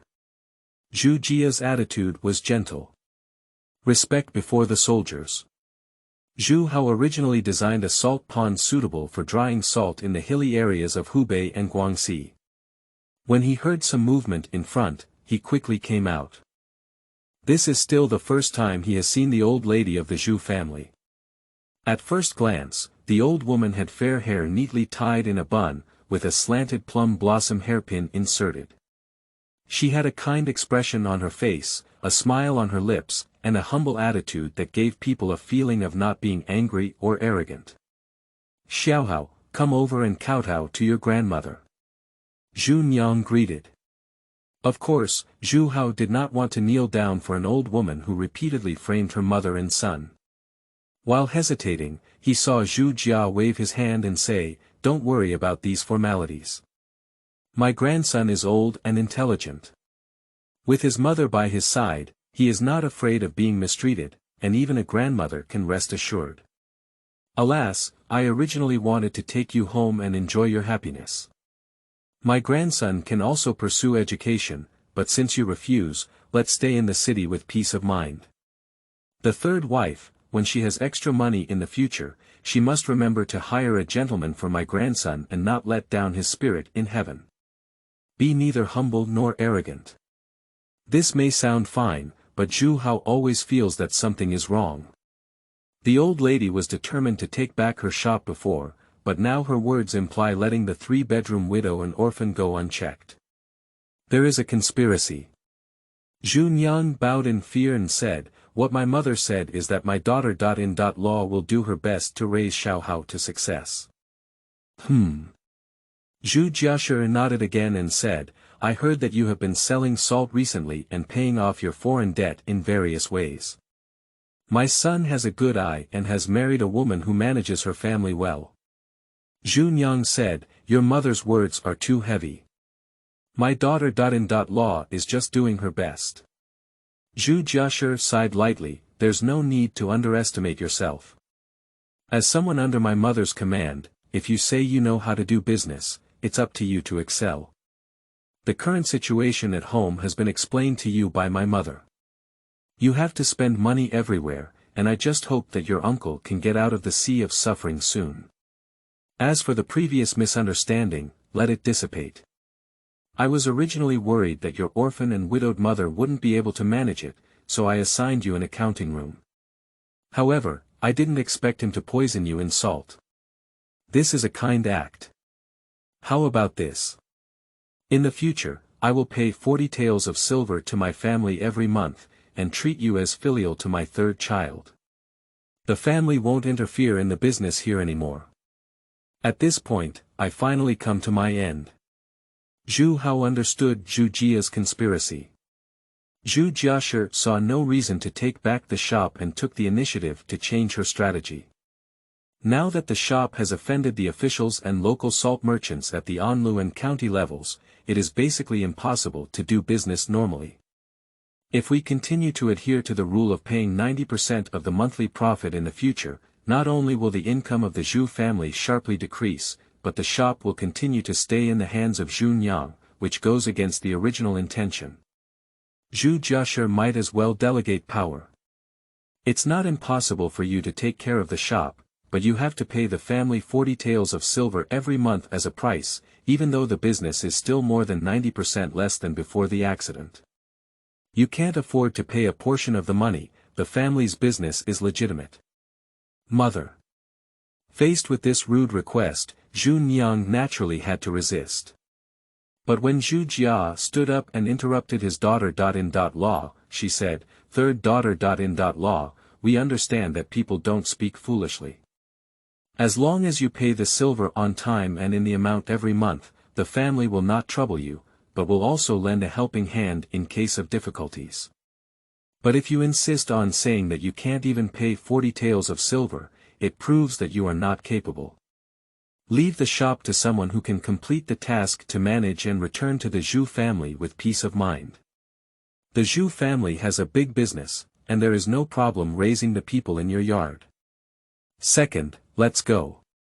The words of the old lady in the Zhu family are almost imperial edicts. She said something, which means there is no room for further change in this matter. Zhu Wanjian raised his eyebrows to one side, gave Zhu Nyang and her son a malicious glare with a sly smile, and followed Zhu Jia out of the store. At this moment, the carriage drove over and the group prepared to board and leave the city. "Mom, it's still you who are clever. Based on the current business situation of the shop, if the third wife pays 40 taels per month, she can't even raise funds by throwing pots and selling iron. In this way, it's natural for us to take back the shop. Zhu Wanjian realized later that while Zhu Jiashi had been talking to Zhu Nyang with a pleasant expression, he was still blowing his beard and staring at her with an unwilling expression. Zhu Jia glanced at him sideways and said, "You go home with your mother." "Mother, there's something else to do with the cloth shop we run at home, and we need to deal with it." Zhu Wanjian immediately released his hand that was holding onto Zhu Jiashi's arm and prepared to leave. Zhu Jiashi grabbed him and immediately raised his chin, causing butler Lu to approach. "Old Lu, go check the accounts of all the shops in the city. Second, come and catch the carriage back." Upon hearing this, Zhu Wanjian became unhappy and said, "Mother, what do you mean by this? Looking for outsiders to check the accounts?" Zhu Jiashi turned around and stepped on the horse stool to get into the carriage. Before the curtain was lowered, she coldly threw down a sentence. "If you don't want to go back, I'll have someone take you to the county government." Upon hearing this, Zhu Wanjian became discouraged and argued, "Mother, why do you always blame the child? It's clearly that woman's conspiracy." A cold and stern voice came from behind the curtain. "If I give you a pit, you can jump. The sand won't bury it above your head, so I don't know how to look up into the sky. Seeing so many salt carts and ships, I didn't wake up suddenly. How could the Zhu family be such a fool? We will add another chapter in the early hours of tonight. The Emperor seeks recommended tickets and collectibles. Thank you. End of this chapter. Chapter 10. Where to Fall and Where to Get Up. You are listening at novelfull.audio.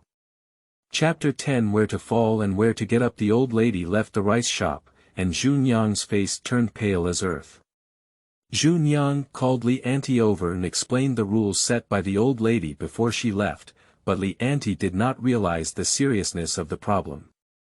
"Madam, if we only pay 40 taels per month, we will have a lot of surplus on our books." Zhu Nyang said with a bitter face, "That was before, but now our shop's reputation is not as good as before. Our neighbors are doing less business, and we have offended the state and county government offices. We have also had bad relations with the family of the governor.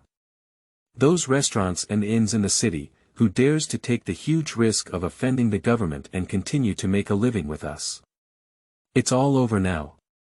Mom, you're too worried. If others don't do business with us, that Su Dongzhu definitely won't do it. We just need to continue trading with him." Zhu Hao had a relaxed expression on his face. Zhu Nyang looked at her son in confusion and said, "Xiaohao, what are you talking about? Yesterday, when Su Dongzhu was trading with us, he was taken down by the government and angered. He will continue to do business with us." Zhu Hao said, "How do you know if you don't try? The most important thing now is to quickly inquire where he is staying, so that we can visit him. Su Dongzhu, you should still be in prison without coming out, right?"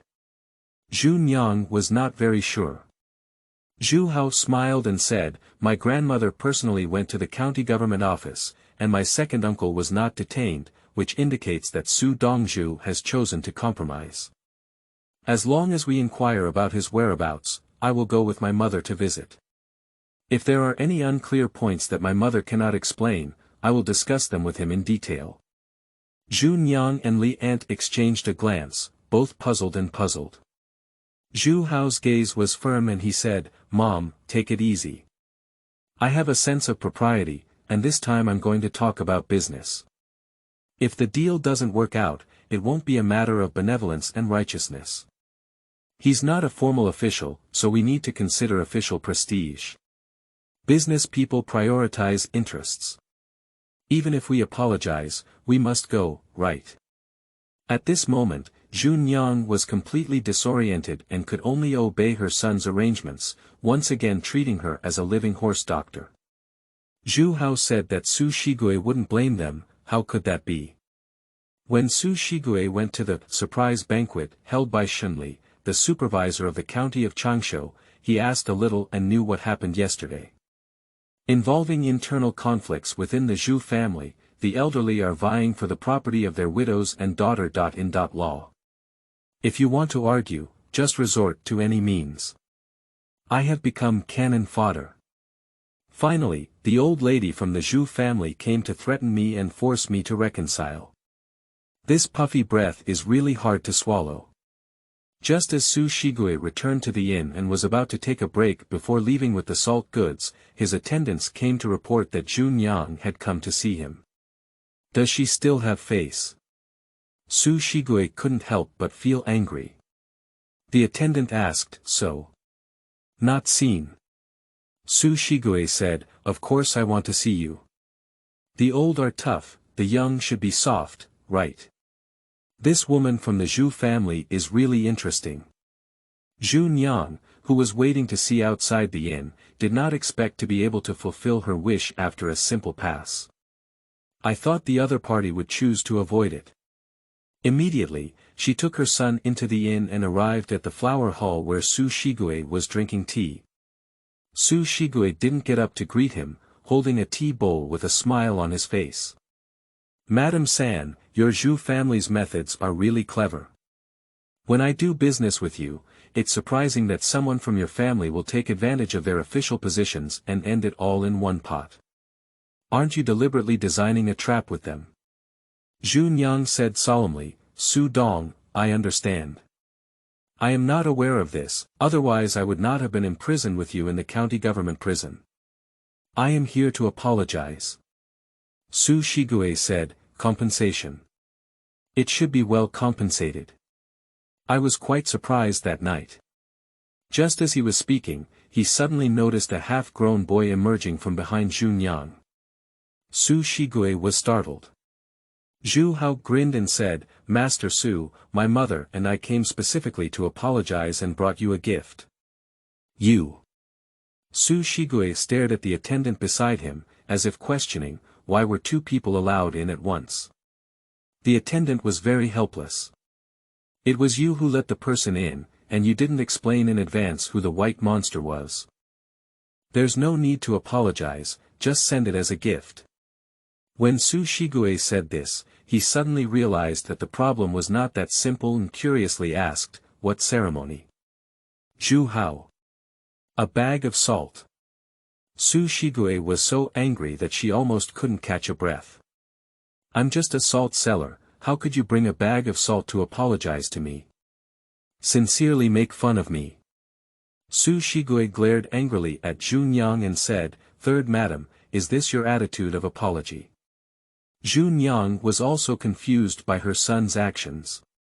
However, Zhu Hao seemed completely unaware of the other party's disgust towards him and continued with a face on his face, saying, Lord Su, I have a method of sifting salt in my hand. I can make high-quality snowflake salt from official salt, but we are small merchants and not very knowledgeable.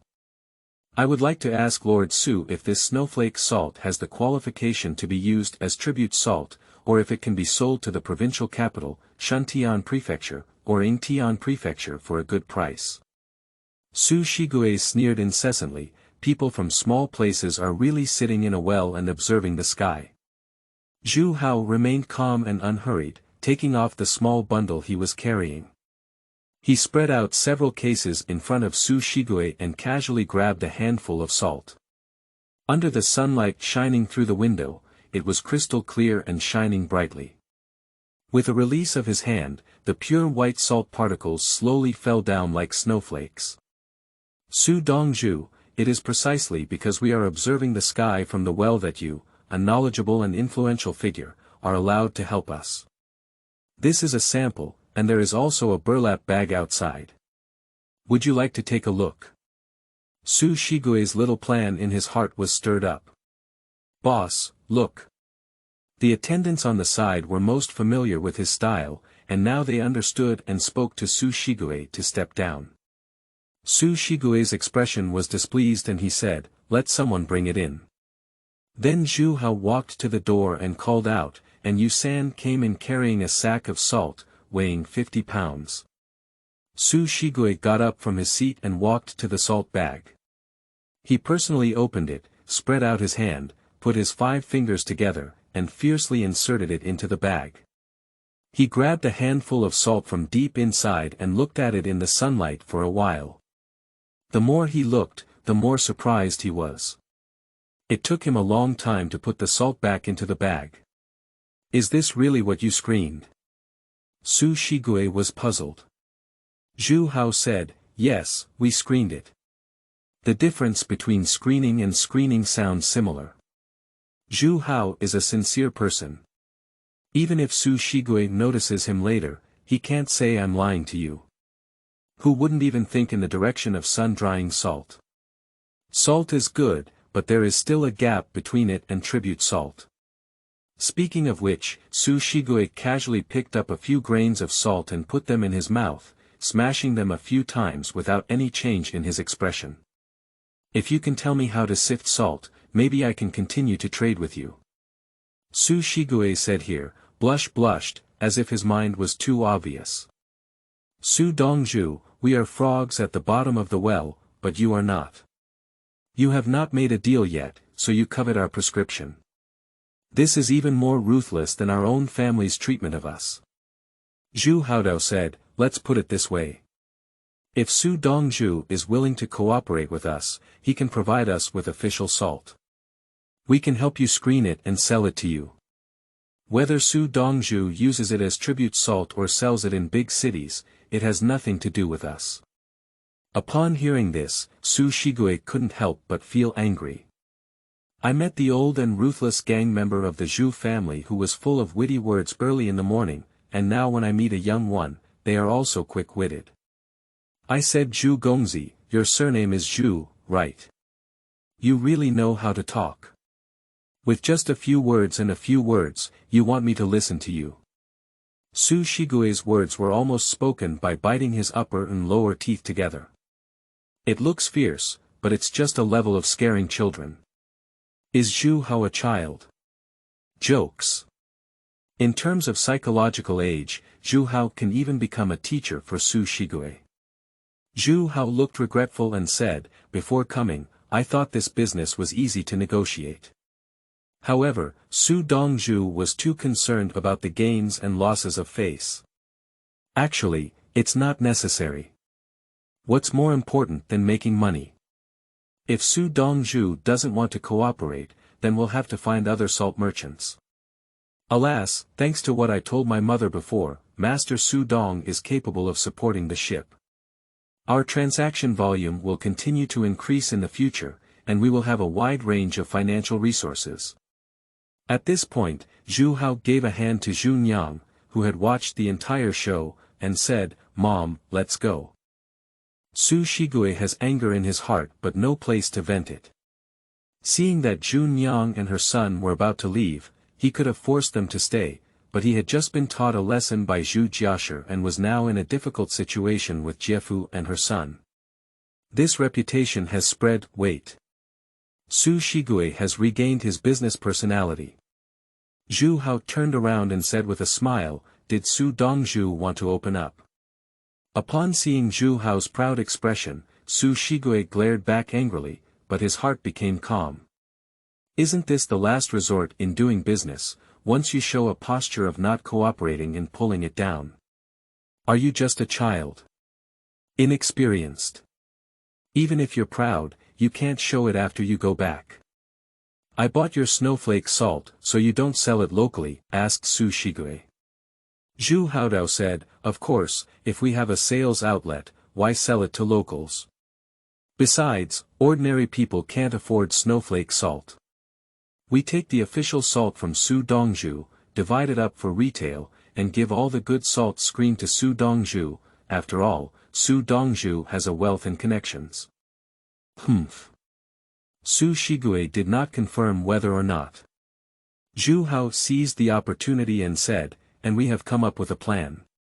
With our abilities, we are not qualified to sustain this business for a long time.